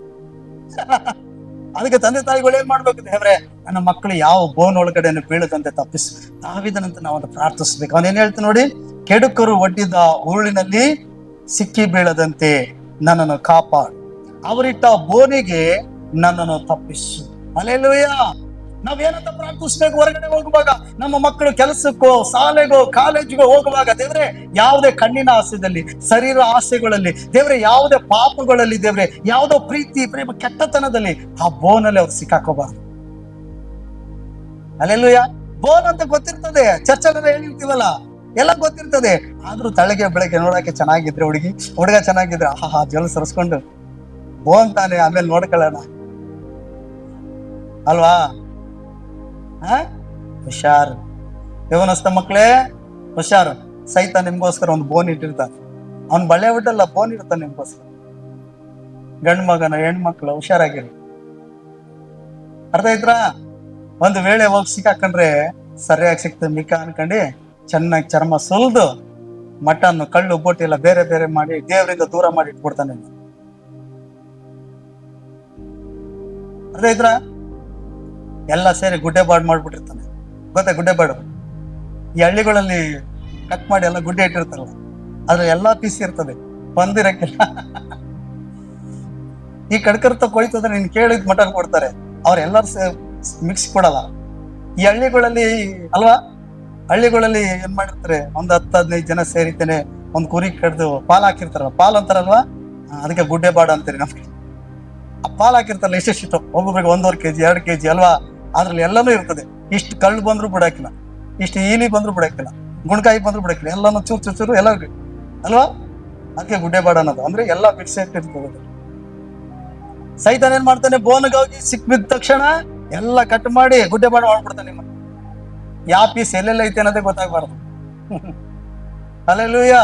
ಅದಕ್ಕೆ ದೇವ್ರ ಮಕ್ಕಳಾಗಿ ನಾವೇನ್ ಮಾಡ್ಬೇಕು, ನೀನ್ ಯವನಸ್ಥ ಮಗನ ದೇವ್ರ ಕೇಳ್ಬೇಕು, ದೇವ್ರೆ ಯಾವ ಸೈತಾನ ಬೋನಿಗೂ ನಾನು ಸಿಕ್ಕಿ ಬೀಳದೆ, ಅವನು ಒಡ್ಡುವ ಯಾವ ಕಣ್ಣಿನ ಆಸೆ ಶರೀರದ ಆಸೆಗೂ ಬೀಳದಂತೆ ನಾನು ತಪ್ಪಿಸು. ತಂದೆ ತಾಯಿಗಳು ಪ್ರಾರ್ಥಿಸ್ಬೇಕು, ದೇವ್ರೆ ನನ್ನ ಮಕ್ಕಳು ಹೊರಗಡೆ ಹೋಗ್ತಿದ್ದಾರೆ ಸ್ವಾಮಿ, ಅವ್ರು ಯಾವ ವಿಷಯದಲ್ಲಿ ಬೀಳದಂತೆ ಸಿಕ್ಕಾಕೊಳ್ಳದಂತೆ ನೀನು ಕಾಪಾಡು. ನೀನು ಬೇಟೆಗಾರನ ಬಲೆಯಿಂದ ಮರಣಕಾರ ವ್ಯಾಧಿಯಿಂದ ತಪ್ಪಿಸೋನಾಗಿದ್ದೆಲ್ಲ ಕಾಪಾಡು. ನಾವು ಪ್ರಾರ್ಥಿಸ್ಬೇಕು. ವಾಗ್ದಾನವನ್ನು ನಂಬಿ ನಾವು ಪ್ರಾರ್ಥನೆ ಮಾಡುವಾಗ ದೇವ್ರ ಕಾರ್ಯ ಮಾಡ್ತಾನೆ. ಹಲ್ಲೆಲೂಯ. ಇನ್ನೂ ಹೆಚ್ಚಾಗಿ ಹೇಳ್ಬೇಕಂದ್ರೆ, ಅಮ್ಮ ತಾಯಂದಿರು ಕೇಳ್ರಿ, ನಿಮ್ ಗಂಡಂದಿರು ಹೊರಗಡೆ ಹೋಗುವಾಗ ಪ್ರಾರ್ಥನೆ ಮಾಡ್ಬೇಕು, ದೇವ್ರೆ ಯಾವುದೇ ಏನಂತೆ ಪಿನ್ನಳು ಕಾಯ್ಕೊಂಡಿರ್ಬಾರ್ದಕ್ಕೆ ಸ್ವಾಮಿ, ಬೋನ್ ಇಟ್ಕೊಂಡು ಏನಂತ ಪ್ರಾರ್ಥನೆ ಮಾಡ್ಬೇಕು. ನಿಮ್ಗೆ ಹಿಂಗೆಲ್ಲ ಹೇಳ್ತಾರೆ ಅರ್ಥ ಆಯ್ತಲ್ಲ, ಹೇಳ್ಬೇಕು ಯಾವುದೇ ನನ್ನ ಸಾವತಿ ಕಾಯ್ಕೊಂಡಿರ್ಬಾರ್ದು ಸ್ವಾಮಿ. ಈಗ ಅರ್ಥ ಆಯ್ತು ಎಲ್ಲರಿಗೂ. ಅಪ್ಪ ಅಲ್ವಾ, ಹಿಂಗೆ ಹೇಳೋದಾಗಲ್ಲ. ಯಾವುದೇ ನನ್ನ ತಂಗಿಯನ್ನು ಅಕ್ಕನ ಕಾಯ್ಕೊಂಡಿರ್ಬಾರ್ದು ಸ್ವಾಮಿ, ನನ್ನ ಗಂಡನಿಗೆ ಬೋನ್ ಇಟ್ಕೊಂಡು ಅಂತ ಪ್ರಾರ್ಥನೆ ಮಾಡ್ಬೇಕು. ನೀನು ಮಾಡ್ತೀವಿಲ್ಲ, ಸ್ತೋತ್ರ. ಹಲ್ಲೆಲೂಯ. ನೀವ್ ಮಾಡ್ತೇ ಬಿಡ್ತೀಯ, ಮಾಡೇ ಮಾಡ್ತೀನಿ, ನೀನು ಗೊತ್ತೈತಿ. ಮಾಡ್ಲೇಬೇಕು ನೀನು. ಗಂಡ್ ಮಕ್ಳು ಪ್ರಾರ್ಥನೆ ಮಾಡ್ಬೇಕು, ದೇವ್ರೆ ನನ್ನ ಹೆಂಡತಿಗೆ ಯಾವುದೇ ರೀತಿಯಾದಂತ ಸೈತಾನ ಬೋನ್ ಇಟ್ಕೋಬಾರ್ದಪ್ಪ, ಯಾವುದೇ ಕಡೆಗೆ ಅವ್ರ ಮನಸ್ಸು ಆಲೋಚನೆಗಳು ಬದಲಾಗಬಾರ್ದು. ನೋಡಿ, ಸೈತಾನು ಕುಟುಂಬವನ್ನ ಒಡಿಲಿಕ್ಕಾಗಿ ಏನು ಬೇಕಾದ್ರೂ ಪ್ರಯತ್ನ ಪಡ್ತಾ ಇರ್ತಾನೆ ಅಲ್ವಾ. ಅದಕ್ಕಾಗಿ ಎಚ್ಚರಿಕೆಯಿಂದ ಇರಬೇಕು. ಹಲ್ಲೆಲೂಯ. ಏನಿರ್ಬೇಕು? ಎಚ್ಚರಿಕೆಯಿಂದ ಇರ್ಬೇಕು. ಅದಕ್ಕೆ ಹೇಳೋದು, ಗಂಡ ಹೆಂಡತಿ ಕುಟುಂಬವಾಗಿದ್ರೆ ಚಂದ. ಹಲ್ಲೆಲೂಯ ಅಲ್ವಾ. ಅವ್ರ ಮನೇಲೂ ಜಾಸ್ತಿ ಇರಬಾರ್ದು, ಹೊರಗಡೆನೂ ಜಾಸ್ತಿ ಇರಬಾರ್ದು. ಹಲ್ಲೆಲೂಯ. ಎಷ್ಟೇ ಸಂಬಂಧ ಇದ್ರೆ ಏನೇ ಆದ್ರೂ ಗಂಡ ಹೆಂಡತಿ ಇಬ್ರು ಇರಬೇಕು, ಅವ್ರ ಮಕ್ಳು ಇರ್ಲಿ, ಅವ್ರ ಕುಟುಂಬ ಇರ್ಲಿ. ಸ್ತೋತ್ರ. ಇನ್ನು ಅಣ್ಣನ ಹೆಂಡ್ತಿನೋ ತಂಗಿ ಹೆಂಡ್ತಿನೋ ಯಾರು ಮನೇಲಿ ಇರಬಾರ್ದು, ಸೈತಾನ್ ಬೋನ್ ಹಾಕ್ಬಿಡ್ತಾನೆ, ಹೇಳಕ್ಕಾಗಲ್ಲ. ಹಲ್ಲೆಲೂಯ. ಅರ್ಥ ಇದ್ರಾ? ಅದಕ್ಕೆ ಯಾಕೆ ಬೇಕು? ಅವ್ರ ಜಾಗದಲ್ಲಿ ಅವ್ರು ಇದ್ರೆ ಸೇಫ್ ಅಲ್ವಾ? ಹೌದಲ್ಲ? ಸ್ತೋತ್ರ. ಹಲ್ಲೆಲೂಯ. ಯಾಕೋ ಮೌನವಾದ್ರಿ, ಸೀರಿಯಸ್ ಆಯ್ತು ಮ್ಯಾಟ್ರ್ ಅಂತ ಇಲ್ವಾ? ಹೇಳ್ರಿ ಹಲ್ಲೆಲೂಯ. ಇಲ್ಲಪ್ಪ ಅಷ್ಟೇ ಚೆನ್ನಾಗಿತ್ತು, ನೀವ್ ಯಾವಾಗ ನಮ್ ಗಂಡಂತಿರ್ ಬಗ್ಗೆ ಹೇಳಿದ್ರು ಪ್ರಾರ್ಥನೆ ಸ್ಟಾರ್ಟ್ ಮಾಡ್ಬಿಟ್ಟಿದ್ದೀನಿ, ಅದಕ್ಕೆ ಮೌನವಾಗಿದ್ದೀನಿ ಅಂತೀರಾ? ಪುರುಷರೆಲ್ಲ ಯೋಚನೆ ಮಾಡಕ್ ಆಗ್ಬಿಟ್ರ, ಓಹೋ ನನ್ನ ಹೆಂಡತಿ ಹಿಂಗ್ ಮಾಡಿದ್ರಿಂದ ಅವಳು ಬಂದವಳು ನನ್ನ ಜೊತೆ ಜಗಳ ಮಾಡ್ಕೊಂಡು ಹೋಗ್ತಾರ ಅಂತ. ಇಲ್ಲ, ಆತರ ಎಲ್ಲ ಮಾಡೋದು ದೇವರಿಗೆ ವಿರೋಧವಾದದ್ದು, ಅದು ವ್ಯಭಿಚಾರ ಅನಿಸ್ಕೊಳ್ತದೆ. ಪ್ರಿಯರೇ, ಆ ಥರ ಎಲ್ಲ ಯಾರು ಕೂಡ ಅಂತ ಕಾರ್ಯಗಳನ್ನು ಮಾಡದೆ ದೂರವಾಗಿರಿ. ನಿಮಗಾಗಿ ಸುಂದರವಾಗಿರೋ ಹೆಂಡತಿ ಕೊಟ್ಟಿದ್ದಾರೆ, ಗಂಡನ್ ಕೊಟ್ಟಿದ್ದಾರೆ. ಒಬ್ರಿಗೊಬ್ರು ಯಥಾರ್ಥವಾಗಿ ಪ್ರೀತಿಸಿ ದೇವರ ಮಹಿಮೆಗಾಗಿ ಜೀವಿಸಿ. ಆದ್ರೆ ನಾವು ಪ್ರಾರ್ಥನೆಯನ್ನು ತಪ್ಪದೆ ಮಾಡ್ಬೇಕು. ಏನಂತೆ? ಸ್ವಾಮಿ, ಅವ್ರು ಒಡ್ಡಿದಂತ ಬೋನಿನಲ್ಲಿ ನಾನು ಸಿಕ್ಕಿ ಬೀಳದಂತೆ ನನ್ನನ್ನು ಕಾಪಾಡಿ. ಹಲ್ಲೆಲೂಯಾ. ಅಲ್ವಾ? ಎಷ್ಟು ಸೈತಾನ ಏನ್ ಮಾಡ್ತಾನಂದ್ರೆ, ಯೇಸ್ವಾಮಿ ನಂಬಿದಂತ ಯೌವನಸ್ಥ ಮಕ್ಕಳು ಅಂದ್ರೆ ಸಾಕು, ಕಾಯ್ತಾ ಇರ್ತಾನೆ. ಏನಿಟ್ಟು? ಇನ್ನೊಬ್ಬ ಯೇಸ್ವಾಮಿ ನಂಬದಿದೋಳ್ನ ಇಟ್ಟು ಅಥವಾ ನಂಬಿರೋರ್ನ ಇಟ್ಟು ಬೋನ್ ತಕೊಂಡ್ ಕಾಯ್ತಾ ಇರ್ತಾನೆ. ಕೆಲವ್ರು ಹೇಳ್ತಾರೆ, ಅವರು ಯೇಸು ಸ್ವಾಮಿ ನಂಬಿದ್ರಂತಮ್ಮ, ಅವ್ರು ಚರ್ಚಿಗೆ ಬರ್ತಾರೆ ಕಣಮ್ಮ ಅಪ್ಪ, ಆಮೇಲೆ ನಾನು ಬದಲಾಯಿಸ್ತೀನಪ್ಪ. ನೀನ್ ಹೋಗಿ ಬೋನಲ್ಲಿ ಸಿಕ್ಕಾಕಬಿಟ್ಟು ಏನ್ ಬದಲಾಯಿಸ್ತೀನಿ? ನಿನಗೆ ರೆಕ್ಕೆ ಪುಕ್ಕ ಇರಕ್ಕಿಲ್ಲ ಹಾರಕ್ಕೆ, ನಿನಗೆ ಸ್ವತಂತ್ರ ಇರಕ್ಕಿಲ್ವಲ್ಲ ಹಾರಕ್ಕೆ, ಅಲ್ಲೇನ್ ಬದಲಾಯಿಸ್ತೀನಿ ನೀನ್ ಹೋಗಿ? ಯೋಚನೆ ಮಾಡಿ. ಕೆಲವ್ರು ಹೋಗಿದ್ದೀನಿ ಸಿಕ್ಕಾಕೊಂಡ್ಬಿಡೋದ ಬೋನ್ ಒಳಗಡೆ ಸಿಕ್ಕಾಕೊಂಡ್ಬಿಟ್ಟು, ನಾನ್ ಪ್ರಾರ್ಥನೆ ಮಾಡಿ ಖಂಡಿತ ಬದಲಾಯಿಸ್ತೀನಿ. ನೀನೇ ಬದಲಾಯಿಸ್ಬಿಡ್ತಾರ ಅವ್ರು. ಸ್ವಲ್ಪ ದಿನ ಇರೋ ಮತ್ತೆ ಏನೋ ಹೊಸ್ತಾಗಿ ಬಿಟ್ಟಿರ್ತಾರೆ ನಿನ್ನ, ಏನೋ ಹೊಸ್ತಾಗಿ ಹುಡುಗಿ ಬಂದವಳು ನಮ್ಮ ಮನೆಗೆ ಅಂತ. ಆಮೇಲೆ ಅಮಾಸೆ ಮಾಡು ಅಂತಾರೆ, ಆಮೇಲೆ ಉಣ್ಮೆ ಮಾಡು ಅಂತಾರೆ, ಆಮೇಲೆ ಬಾಯಿಲಿ ಗುಡಿಗೆ ಹೋಗೋದ ಅಂತ ಹೇಳ್ತಾರೆ, ಬಾಯಿಲಿ ಇದೆಲ್ಲ ಮಾಡು ಅಂತ ಹೇಳ್ತಾರೆ ಅಲ್ವಾ? ಬಿಡ್ತಾರ? ಬೆಳಿಗ್ಗೆ ಎದ್ದು ನಿನ್ನ ಮನೆ ಮುಂದೆ ಏನ್ ಮಾಡ್ಬೇಕು? ನೀರ್ ಹಾಕ್ಬೇಕು. ಹೊಸ್ಲಿಗೆಲ್ಲ ಏನ್ ಮಾಡ್ಬೇಕು? ಕ್ಲೀನಾಗಿ ತೊಳೆದು ಕುಂಕುಮ ಹಚ್ಬೇಕು, ಭಂಡಾರ ಹಚ್ಬೇಕು, ಈ ತರ ಮಾಡ್ಬೇಕು. ನಮ್ಮ ಮನೇಲಿ ನೀನ್ ಹಿರಿಸೋಸೆ ಕಿರಿಸೋಸೆ ನೀನೇ ಮಾಡ್ಬೇಕು. ಅವಾಗ ಎಲ್ಲಿ ಯೇಸುಸ್ವಾಮಿ ಕಡೆ ನಡೆಸ್ತೀನಿ. ನೀನು ಬೋನಲ್ಲಿ ಹೋಗಿ ಸಿಕ್ಕಾಕೊಂಡ್ರೆ ನಿಂತಾರ, ಈ ಕಡೆ ಅತ್ತೆ, ಈ ಕಡೆ ಮಾವ, ಈ ಕಡೆ ಗಂಡ, ಈ ಕಡೆ ನಾದ್ನಿ, ಕುಯ್ ಅನ್ನಕ್ ಬರಕಿಲ್ಲ. ನೀನು ಊಸಿದ್ ನಿನಗೆ ಸೌಂಡ್ ಗೊತ್ತಾಯ್ಕಿಲ್ಲ, ಹಂಗಿರ್ತದೆ. ಸಿಕ್ಕಾಕ ಅರ್ಥ ಆಯ್ತಾಯ್ತಾ? ಈ ನಾಟಕ ಎಲ್ಲ ಬಿಟ್ಟು, ಈ ಡ್ರಾಮಾ ಎಲ್ಲ ಬಿಟ್ಟು ಬೋನಲ್ಲಿ ಸಿಕ್ಕಾಕಳ್ದಂಗೆ ಪ್ರಾರ್ಥನೆ ಮಾಡಿ, ದೇವ್ರೇ ಯಾವ ಬೋನಲ್ಲೂ ಸಿಕ್ಕಾಕಬಾರ್ದಪ್ಪ ಅಂತ. ಹೌದಲ್ವಾ? ಸ್ವತಂತ್ರವಾಗಿ ನೀನ್ ಕೊಡುವಂತ ವಿಷಯಗಳ ಕುರಿತಾಗಿ ನಾನು ಆರಾಧನೆ ಮಾಡಿ. ಹಲ್ಲೆಲೂಯಾ. ತಂದೆ ತಾಯಿಗಳು ತಿಳ್ಕೋಬೇಕು. ಬೋನ್ ತಕೊಂಡಿರ್ತಾನೆ ಸೈತಾನು. ಚೆನ್ನಾಗಿ ಚರ್ಚಿಗೆ ಬರ್ತಿದ್ಯಾ? ಪ್ರಾರ್ಥನೆ ಮಾಡ್ತಿದ್ಯಾ? ನಿನಗ್ ಮಗಳಿದ್ದಾಳ? ಸೈತಾನ್ ಹೇಳ್ತಾನೆ, ನೋಡು, ಒಬ್ಬನೇ ಮಗ, 5 ಎಕರೆ ಅಡಿಕೆ ತೋಟ, 3 ಎಕರೆ ಕಬ್ಬಿನ ತೋಟ, ಭತ್ತ ಬೆಳೀತಾರೆ. ಏನ್ ಗೊತ್ತಾ? ಒಬ್ಬನೇ ಮಗ, ಒಂದ್ ಕುಡಿಯಲ್ಲ, ಒಂದ್ ಬಿಡಿ ಸೇಯಲ್ಲ, ಅಷ್ಟು ನೀತಿವಂತ. ನೋಡು, ನಿನ್ ಮಗಳು ರಾಣಿ ತರ ಇರ್ತಾಳೆ. ಯಾರ ತರ? ರಾಣಿ ತರ ಇರ್ತಾಳೆ. ಅವಾಗ ಇವನ್ ತಂದೆ ತಾಯಿ ಯೋಚನೆ ಮಾಡೋದು, ಯೇಸ್ವಾಮಿನ ಕಳ್ಸ್ಕೊಟ್ಟಿರ್ಬೇಕೇನೋ. ಯೇಸ್ವಾಮಿ ಹಿಂಗೆಲ್ಲ ಕಳ್ಸ್ಕೊಡಲ್ಲ. ಪ್ರಾರ್ಥನೆ ಮಾಡೋದನ್ನ, ಚರ್ಚಿಗೆ ಬರ್ದವ್ರನ್ನೆಲ್ಲ ಕಳ್ಸ್ಕೊಡಲ್ಲ. ಕಳ್ಸ್ಕೊಡೋದು ಏನಿದ್ರು ಸೈತಾನ್. ಅರ್ಥ ಆಯ್ತಾ? ಅಡಿ ಒಂದ್ ಪಾಸ್ಟ್ ಕೇಳೋದು, ಯಾವ್ದಕ್ಕೆ ಎದ್ದೋಗದ ಮತ್ ಬಿದ್ದೋಗ್ಲಿ, ಅವ್ರಿಗಾದ್ರು ದೇವ್ರು ತಿಳಿಸ್ತಾರ. ಇವ್ರ ಒಳಗೆ ಆಸೆ ಇರ್ತವೆ, ಇವ್ ಬೋನಲ್ಲಿ ಸಿಕ್ಕಾಕಳಕ್ ರೆಡಿ ಇರ್ತಾರೆ ಇವ್ರಿಗೆ. ನಾನ್ ಯಾಕೆ ಮಾತ್ರ ಸಿಕ್ಕಾಕಬೇಕು? ಪಾಸ್ಟರ್ನು ಸಿಕ್ಕಾಕ್ಸ್ಬಿಡದ ಅಂದ್ಬಿಟ್ಟಿದ್ದೇನೆ. ಪಾಸ್ಟರ್ ಕೇಳೋದು, ಪಾಸ್ಟೇ ಪ್ರಾರ್ಥನೆ ಮಾಡಿ ಹೇಳಿ ಪಾಸ್ಟೇ. ಅಲ್ಲೆಲ್ಲ ಸೀಟ್ ಆಗಿರುತ್ತೆ ನಮ್ಗೆ. ಏನ್ ಮಾಡ್ಬೇಕು? ಹೇಳಿದ್ರೆ ನಮ್ಗೆ ಗೊತ್ತಾಯ್ತು ಇವ್ ಆಸೆ ಪಟ್ಬಿಟ್ಟಾವ, ಇವು ಏನ್ ಹೇಳಿದ್ರು ಇವ್ ಮಾಡಲ್ಲ. ಅದಕ್ಕೆ ನಾವೇನ್ ಹೇಳ್ತೀವಿ? ನೀನೇ ಮೊಣಕಾಲ್ ಊರ್ ಪ್ರಾರ್ಥನೆ ಮಾಡು. ನಿನ್ ಮಗಳಲ್ವಾ? ನಿನ್ ಮಗ ಅಲ್ವಾ? ಎತ್ತಿರೋದು ಯಾರು? ಮಾತಾಡ್ರಿ, ಎತ್ತಿರೋದು ಯಾರು? ಮಕ್ಕಳ ಬಗ್ಗೆ ನಿರ್ಧಾರ ತಗೊಳ್ಬೇಕಾಗಿರೋದು ಯಾರು? ಪಾಸ್ಟ್ ಅಲ್ಲ. ಅದಕ್ಕೆ ನಾವೇನ್ ಮಾಡ್ತೀವಿ? ನಮ್ಗೆ ಗೊತ್ತಿರ್ತದೆ ಏನಾಗ್ತದೆ ಅಂತ. ಇವ್ರು ಹೋಗಿ ಒಳ್ಳೆ ಸರಿಯಾಗಿರೋ ಬೋನ್ಗೆ ಬೀಳ್ತವ್ರೆ ಅಂತ ನಾವೀಗ ಏನಾದ್ರು ಹೇಳಿದ್ರೆ, ಒಳ್ಳೆ ಹೊರ ಬಂದಿತ್ತವ, ಈ ಪಾಸ್ಟೇ ಬೇಡ ಅಂದ್ಬಿಟ್ರು ಅಂತ ಹಂಗೂ ನಮ್ಗೆ ಬರ್ತವೆ. ಹಿಂಗಂದ್ರೆ ಹಿಂಗೂ ಬರ್ತವೆ, ಹಂಗೂ ಬರ್ತವೆ, ನಮ್ ಬುಡಕ್ಕೆ ಬಂದು ಕುಯ್ತಾ ಇರ್ತವೆ. ಅದಕ್ಕೆ ಹೇಳ್ಬಿಡು ತಂದೆ ತಾಯಿಗಳಿಗೆ, ನೀನು ಪ್ರಾರ್ಥನೆ ಮಾಡು, ದೇವ್ರು ನಿನಗೆ ಏನ್ ತಿಳಿಸ್ತಾರ ನೋಡ್ಸಿ. ಅವಾಗೋಗಿ ಆಸೆ ಇಟ್ಕೊಂಡು ಪ್ರಾರ್ಥನೆ ಮಾಡ್ಬಿಡೋದು, ಕಾಯಂಗಿಲ್ಲ. ಸ್ವತ್ರ ಒಂದ್ ಅರ್ಧ ತಾಸು ಪ್ರಾರ್ಥನೆ ಹೋಗ್ಬಿಟ್ರಿ, ಪಾಸ್ಟೇ ದೇವ್ರು ತಿಳಿಸಿದ್ರು. ಪಾಸ್ಟೇ ದೇವ್ರು ಇಷ್ಟು ಬೇಗ ತಿಳಿಸ್ಬಿಟ್ರ? ಯಾಕೇಳಿ ಮನಸ್ಸಲ್ಲಿ ಕೋರಿಕೆ ಇರ್ತದಲ್ಲ, ಆಸೆ ಇರ್ತದಲ್ಲ, ಅದೇ ಹೋಗಿದ್ದೀನಿ, ದೇವ್ರು ತಿಳಿಸ್ಬಿಟ್ರಂತೆ. ಹಾಗಾದ್ರೆ ನಮ್ಗೆ ತಿಳಿಸಿದ್ದೇನು ದೇವ್ರು? ಸರಿ ಬಿಡಪ್ಪ, ಯಾಕೆ ಮಧ್ಯದಲ್ಲಿ ಹೋಗಿದ್ದೇನೆ, ನಾವ್ ಸಿಕ್ಕಾಕೊಂಡು ನಾಳೆ ದಿನ ಕೆಡ್ಸ್ದಂಗ ಆಗ್ಬಾರ್ದು, ಏನಾರು ಆಗ್ಬಾರ್ದು, ಆಮೇಲೆ ತಿರುಗಿ ನಮ್ಮ ಮೇಲೆ ಬೀಳ್ಬಾರ್ದು. ದೇವ್ರು ಬಿಟ್ಟಿತ್ತು, ಅವಾಗ ಬಿಟ್ಟಿದ್ದು. ಆಯ್ತಮ್ಮ, ದೇವ್ರು ನಿಮ್ಗೆ ತಿಳಿಸ್ದಂಗ ಮಾಡಿ. ಆಯ್ತಪ್ಪ, ನಿಂಗೆ ದೇವ್ರು ತಿಳಿಸ್ದಂಗ ಮಾಡಿ. ಆಮೇಲೆ ಸ್ವಲ್ಪ ದಿನ ಆದ್ಮೇಲೆ, ಯಾಕಮ್ಮ ಏನಮ್ಮ ಅಂದ್ರೆ, ಏನ್ ಹೇಳದ್ ಪಾಸ್ಟೇ, ನಿಮ್ ಮಾತು ಕೇಳ್ಬೇಕು, ಇಲ್ಲ ಪಾಸ್ಟೇ ಹಿಂಗ್ ಮಾಡ್ಬಾರ್ದಾಗಿತ್ತು. ಅರೆ ದೇವ್ರು ನಿಂಗೆ ತಿಳಿಸ್ಕೊಟ್ಟಲ್ಲ. ಆ ಅಮ್ಮನಿಗೆ ಡೌಟ್, ದೇವ್ರು ತಿಳಿಸ್ಕೊಟ್ಟ, ಸೈತ ತಿಳಿಸ್ಕೊಟ್ನ ಅಂತ. ಅಲ್ಲೆಲ್ಲೂಯ್ಯ. ಅರ್ಥ ಆಯ್ತಾ ಪ್ರಿಯರೇ? ಸೈತಾನು ಬೋನನ್ನು ಏರ್ಪಡಿಸಿರ್ತಾನೆ. ನೀನು ತಂದೆ ತಾಯಿಯಾಗಿ ನೀನೇ ನಿನ್ನ ಮಕ್ಕಳ ಬಗ್ಗೆ ನಿರ್ಧಾರ ಮಾಡಬೇಕು. ನಾವು ದೇವ್ರು ಏನೇ ತಿಳಿಸಿದ್ರು, ಎಂತ ನಾವು ಪ್ರವಾದನೆಯಾಗಿ ಹೇಳಿದ್ರು ಕೂಡ ಕೆಲವು ಸಾರಿ ನೀನ್ ನಂಬಲ್ಲ. ಕಾರಣ ಏನ್ ಗೊತ್ತಾ? ನಿನ್ನೊಳಗಡೆ ಆ ಬೋನಲ್ಲಿ ಬೀಳ್ಬೇಕಂತ ಆಸೆ ಆಗಿರ್ತದೆ. ನೀನಲ್ದೆ ನಿನ್ನ ಮಗಳು ಕೂಡ ಅಲ್ಲಿ ಸಿಗಿಸ್ಬೇಕಂತ ಆಸೆ ಇರ್ತದೆ. ಅದಕ್ಕೆ ನಾವ್ ಎಷ್ಟೇ ಅಡ್ಡೆ ಮಾಡಿದ್ರು ಆಗಲ್ಲ. ಒಂದು ವೇಳೆ ನೀನು ಯೇಸುವನ್ನು ಬಿಟ್ಟು ಹೋಗಕ್ ರೆಡಿ ಇರ್ತಿ ಅಥವಾ ಚರ್ಚ್ ಬಿಟ್ಟು ಹೋಗಕ್ ರೆಡಿ ಇರ್ತಿ ಹೊರತು ನಮ್ಮ ಮಾತನ್ನ ನಂಬಕ್ ನೀ ರೆಡಿ ಇರಲ್ಲ. ಅರ್ಥ ಆಯ್ತಾ? ಅದಕ್ಕಾಗಿತ್ತೇನೆ ನಾವೊಂದು ಹೇಳಿದ್ದು ಒಳ್ಳೇದು ಆಗ್ಬೋದು, ಕೆಟ್ಟದ್ದು ಆಗ್ಬೋದು.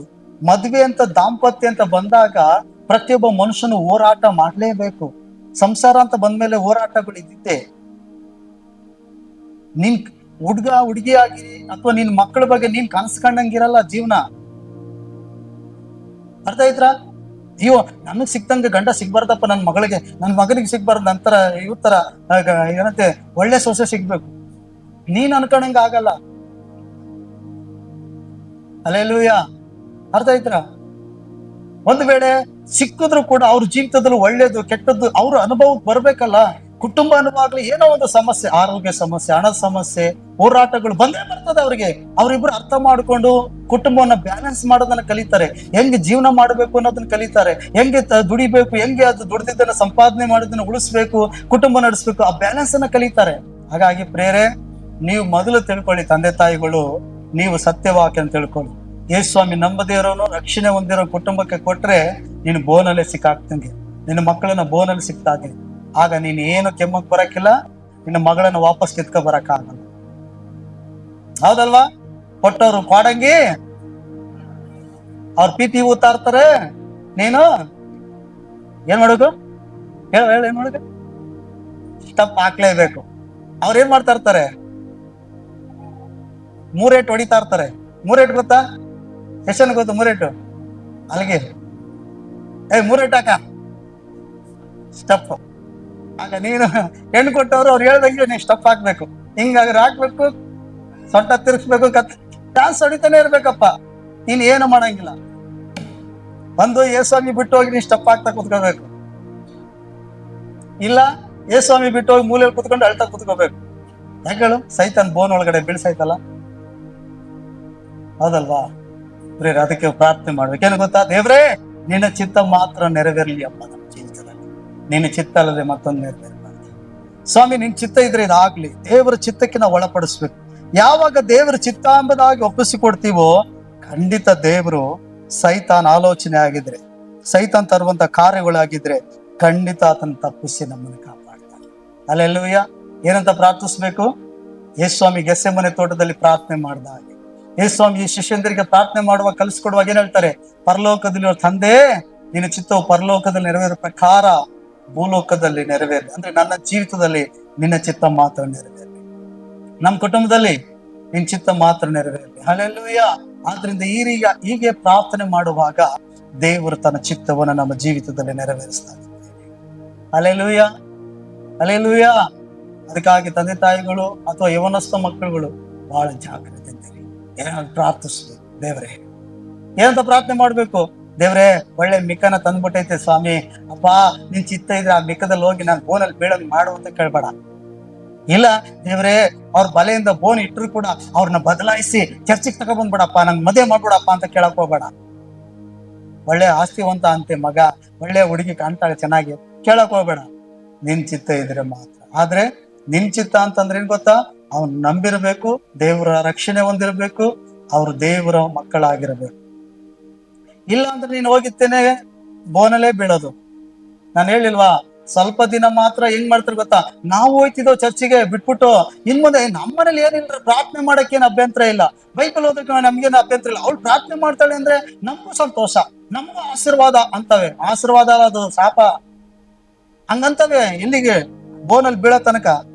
ಆಮೇಲೆ ಹೇಳ್ತಾರೆ, ನೀನೆಲ್ಲ ಪ್ರಾರ್ಥನೆ ಮಾಡ್ಬೇಡವಾ, ನಿಮ್ ದೇವ್ರಿಗೂ ನಮ್ ದೇವ್ರಿಗೂ ಸರಿ ಆಗಲ್ಲ, ನೀನ್ ಪ್ರಾರ್ಥನೆ ಮಾಡ್ತಾರಿಂದ ನಮ್ಗೆ ಜಗಳಗಳು ಬರ್ತೈತಿ, ನೀನ್ ಬೈಬಲ್ ಓದೋದ್ರಿಂದ ನಮ್ಗೆ ಏನೇನು ಆಗ್ತೈತಿ ಗಂಡ ಹೆಂಡತಿ ಒಳಗಡೆ. ಯಾಕೆ? ಅವ್ರ ಒಳಗಡೆ ಇರೋ ದೇವಗಳು ಒದಾಡ್ತಾವೆ. ಪ್ರಾರ್ಥನೆ ಮಾಡೋದ್ರಿಂದ ಏನೇನೋ ಆಯ್ತೈತಿ. ಅವ್ರು ಹೇಳ್ತೇವೆ, ನೀನ್ ಪ್ರಾರ್ಥನೆ ಮಾಡೋದ್ ನಿಲ್ಸು. ಸೈತನ್ ಏನ್ ಮಾಡ್ತಾನೆ? ಅತ್ತೇನೋ ಮಾವನೋ ಗಂಡನ ಯಾರ ಮೂಲಕ ಆದ್ರೂ ಚರ್ಚ್ಗೆ ಹೋಗೋದ್ ನಿಲ್ಸು, ಪ್ರಾರ್ಥನೆ ಮಾಡೋದ್ ನಿಲ್ಸು ಅಂತಾನೆ. ಯಾಕೆ ಗೊತ್ತಾ? ಅಲ್ಲಿ ಪ್ರಾರ್ಥನೆ ಮಾಡೋರು ಇದ್ರೆ, ಬೈಬಲ್ ಓದೋರು ಇದ್ರೆ ಆ ದೆವ್ವಗಳಲ್ಲಿ ಇರಲ್ಲ. ಆ ದೆವ್ವಗಳು ಇರ್ಬೇಕಲ್ಲ ಅಲ್ಲಿ. ಅದಕ್ಕೆ ಈ ಮನೇಲಿ ಎಷ್ಟು ಜನ ಇದ್ದಾರೆ? 3 ಜನ, ಅತ್ತೆ, ಮಾವ, ಮಗ, 3 ಜನ, ಹೆಂಡತಿ. ಹಾಗಾದ್ರೆ ಯಾರ ಕಡೆ ಪಕ್ಷ ಇರೋ ಜಾಸ್ತಿ ಜನ? ಯೇಸ್ವಾಮಿ ನಂಬಿದವರು ಎಷ್ಟು ಜನ ಇದ್ದಾರೆ? 3 ಜನ ಇದ್ದಾರೆ. ನಂಬಿರೋರು ಎಷ್ಟು ಜನ ಇದ್ದಾರೆ? ಸಂಖ್ಯೆ ಯಾರ ಕಡೆ ಬಲ ಐತೆ? ಇವು 3 ಸುಮ್ನೆ ಬಿಡ್ತಾವ? 3 ದೇವಗಳು, 30 ದೇವಗಳು. ಇದೊಂದ್ರ ಮೇಲೆ ದಾಳಿ ಮಾಡ್ತದೆ. ಆಗ ಇದು ದೇವ್ರು ಬಿಟ್ಟು ದೇವ್ರನ್ನ ಸ್ವೀಕರಿಸ್ಕೋಬೇಕು ಅಲ್ವಾ? ಅವಾಗ ಏನ್ ಮಾಡ್ತವೆ? ನಿಮ್ಮ ಚಂದ್ರಗುತ್ತಿಗೋ ಅಮಾಸೆಗೆ ಮಳೆ ಹೊಡಿಯಕ್ಕೋ, ಎಲ್ಲಿ ಮಳೆ ಹೊಡಿಯಕ್ ಹೋಯ್ತಾರಂತಲ್ಲ, ಎಲ್ಲಿ ಅದು ಬೀಗ ಹಾಕಕ್ ಹೋಗೋದು?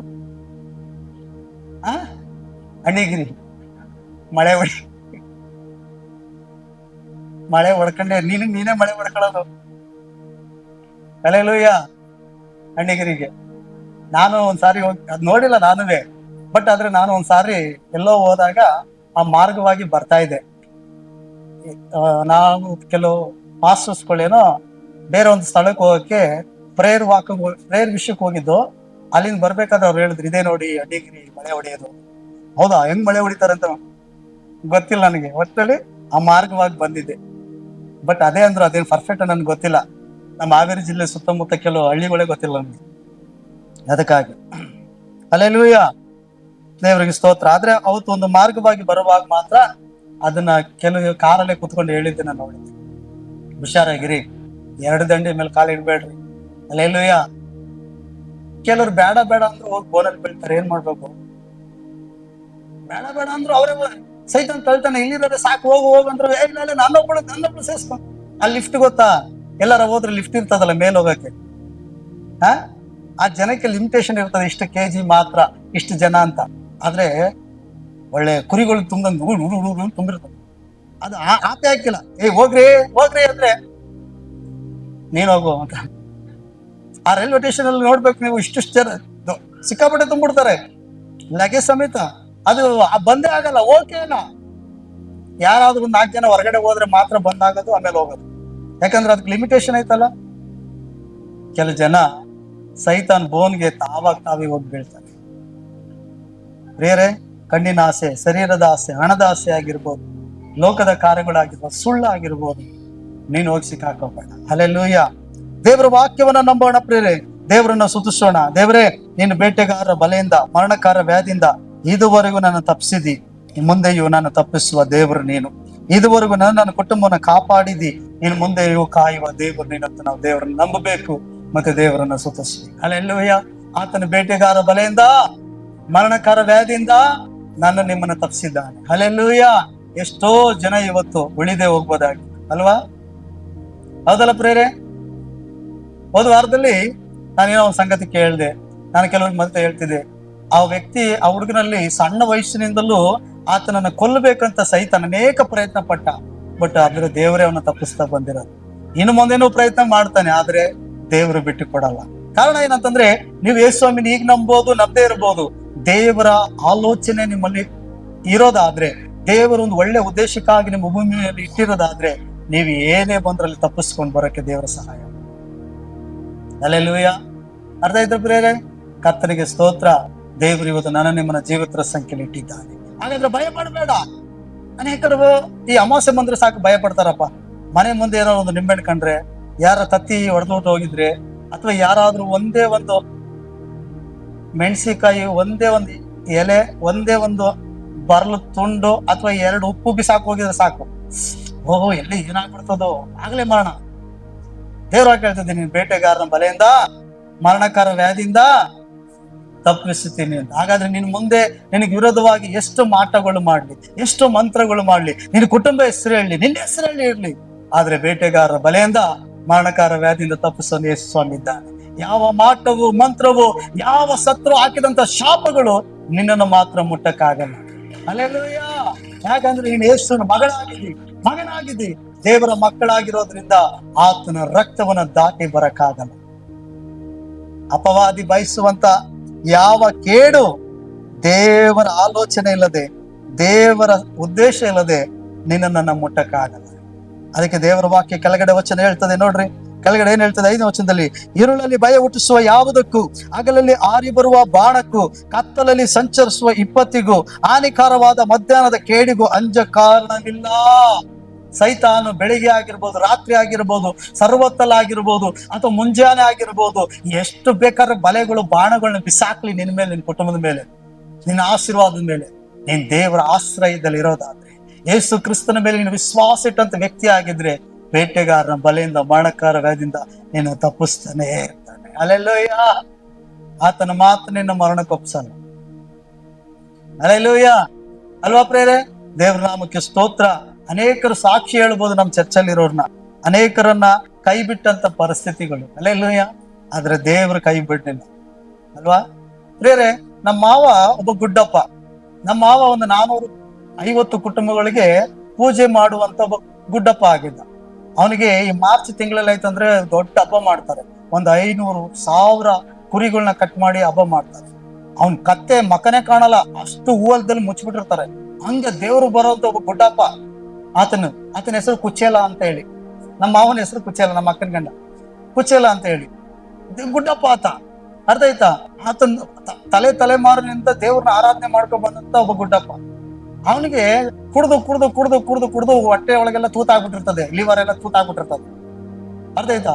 ಡಾಕ್ಟರ್ ಆಸ್ಪತ್ರೆಗೆ ಅಡ್ಮಿಟ್ ಮಾಡಿದಾಗ ಡಾಕ್ಟರ್ ಹೇಳ್ತಾರೆ ಬದುಕಕ್ಕೆಲ್ಲ ಸತ್ತೋಗ್ಬಿಡ್ತಾರೆ ಅಂತ ಹೇಳ್ತಾರೆ. 6 ತಿಂಗಳು ಊಟ ಇಲ್ಲ, ಏನಿಲ್ಲ, ಬರೀ ರಕ್ತ ಭೇದಿ, ವಾಂತಿ, ಈ ರೀತಿ ಆಗಿರುವಂತ ವ್ಯಕ್ತಿ.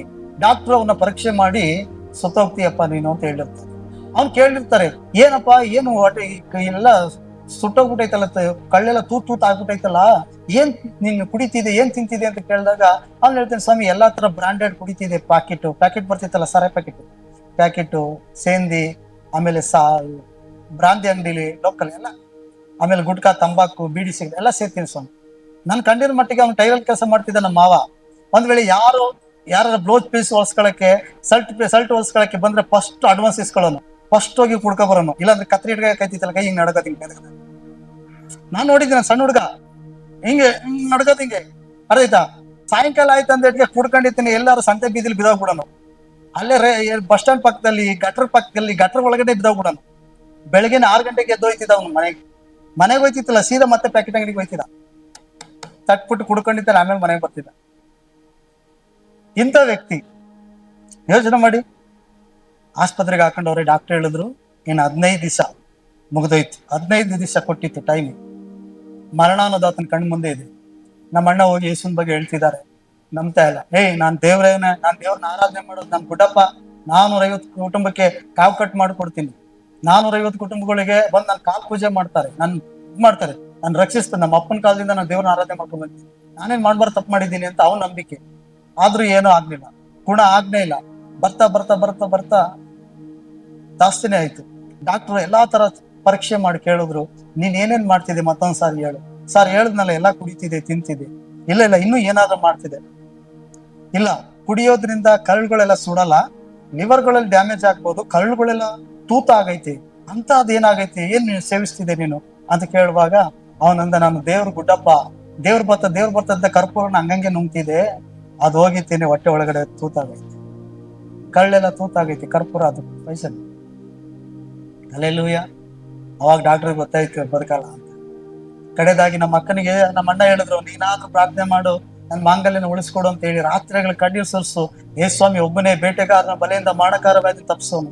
ನಮ್ಮಕ್ಕ ರಾತ್ರಿ ಎಲ್ಲ ಪ್ರಾರ್ಥನೆ, ಆ ಆಸ್ಪತ್ರೆಯಲ್ಲಿ ರಾತ್ರಿ ಎಲ್ಲ ಪ್ರಾರ್ಥನೆ, ಬೆಳಗ್ಗೆ ಪ್ರಾರ್ಥನೆ. ನಮ್ಮ ಭಾವ ಎದ್ದಿದ್ದೀನಿ ನೋಡಿದ್ರೆ ಬರೀ ಪ್ರೇಯರ್. ನಮ್ಮ ಭಾವ ಹೇಳೋದಂತೀರಿ, ನೀನ್ ತಮ್ಮ ಸೇರ್ಕೊಂಡು ನನ್ ಬೇಗ ಸಾಯಿಸ್ಬಿಡ್ತೀರಿ, ನಾನಾ ಗಂಡ ನಿನ್ಗೆ ಯೇಸುವಿನ ಗಂಡ ಅಂತ ಅಲ್ಲೇ ಆ ಕಾಯಿಲೆಲ್ಲೂ ಓದಿಯನಂತೆ ನಮ್ಮ ಭಾವ. ಹೊಡೆದ ಜಗಳ ಅಂತೆ. ಆದ್ರೂ ಬಿಡ್ತಿತ್ತಿಲ್ಲ ನಮ್ಮ ಅಕ್ಕ ಪ್ರಾರ್ಥನೆ, ದೇವ್ರೆ ಉಳಿಸು, ದೇವ್ರೆ ಉಳಿಸು. ಅಲ್ಲೆಲ್ಲೂಯ್ಯ. ಇನ್ನು 3 ದಿನ, ಲಾಸ್ಟ್ 3 ದಿನ. ಅಲ್ಲೆಲ್ಲೂಯ್ಯ.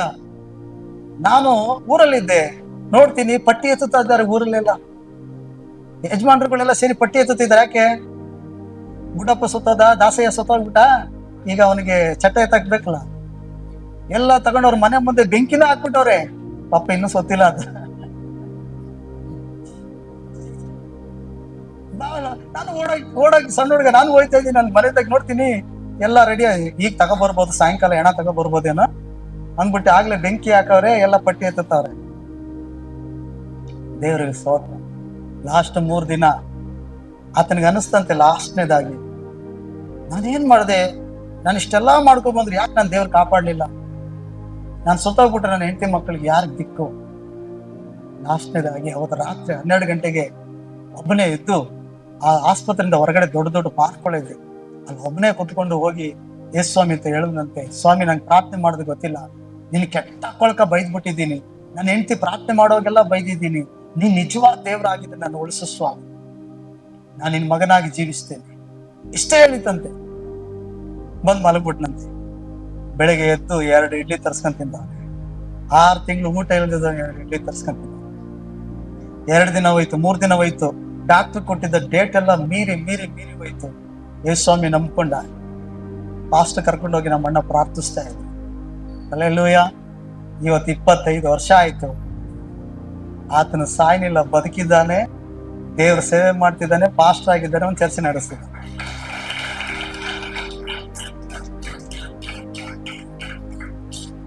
ಬೇಟೆಗಾರನ ಬಲೆಯಿಂದ ಮರಣಕಾರ ವ್ಯಾಧಿ. ವೈದ್ಯರು ಕೈ ಬಿಡ್ಬೋದು, ಕುಟುಂಬದವರು ಕೈ ಬಿಡ್ಬೋದು, ಸ್ನೇಹಿತರು ಸಂಬಂಧಿಕರು ಕೈ ಬಿಡ್ಬೋದು, ಕರೆದಾತ ದೇವರ ಕೈ ಬಿಡಲ್ಲ. ನೀನು ಬೇಟೆಗಾರನ ಬಲೆಯಲ್ಲಿದ್ದೀಯ, ಮರಣಕಾರ ವ್ಯಾಧಿಗಳಲ್ಲಿ ಹಾದು ಹೋಗ್ತಿದ್ಯಾ, ನೀನ್ ನಂಬಿರುವ ಯೇಸು, ನೀನು ಆಶ್ರಯಿಸ್ಕೊಳ್ತಿರೋ ಯೇಸು ಖಂಡಿತ ನೀನು ತಪ್ಪಿಸೋದಕ್ಕೆ ಶಕ್ತನಾಗಿಲ್ಲ. ಹಲ್ಲೆಲೂಯಾ. ಭಯಪಡಬೇಡ, ಯಾವುದೇ ಮಾಟ ಮಂತ್ರವಾಗಿತ್ತು. ನಾವು ಪ್ರಾರ್ಥಿಸೋಣ. ದೇವರ ವಾಕ್ಯನ ಆಶೀರ್ವಾದ ಮಾಡಿ.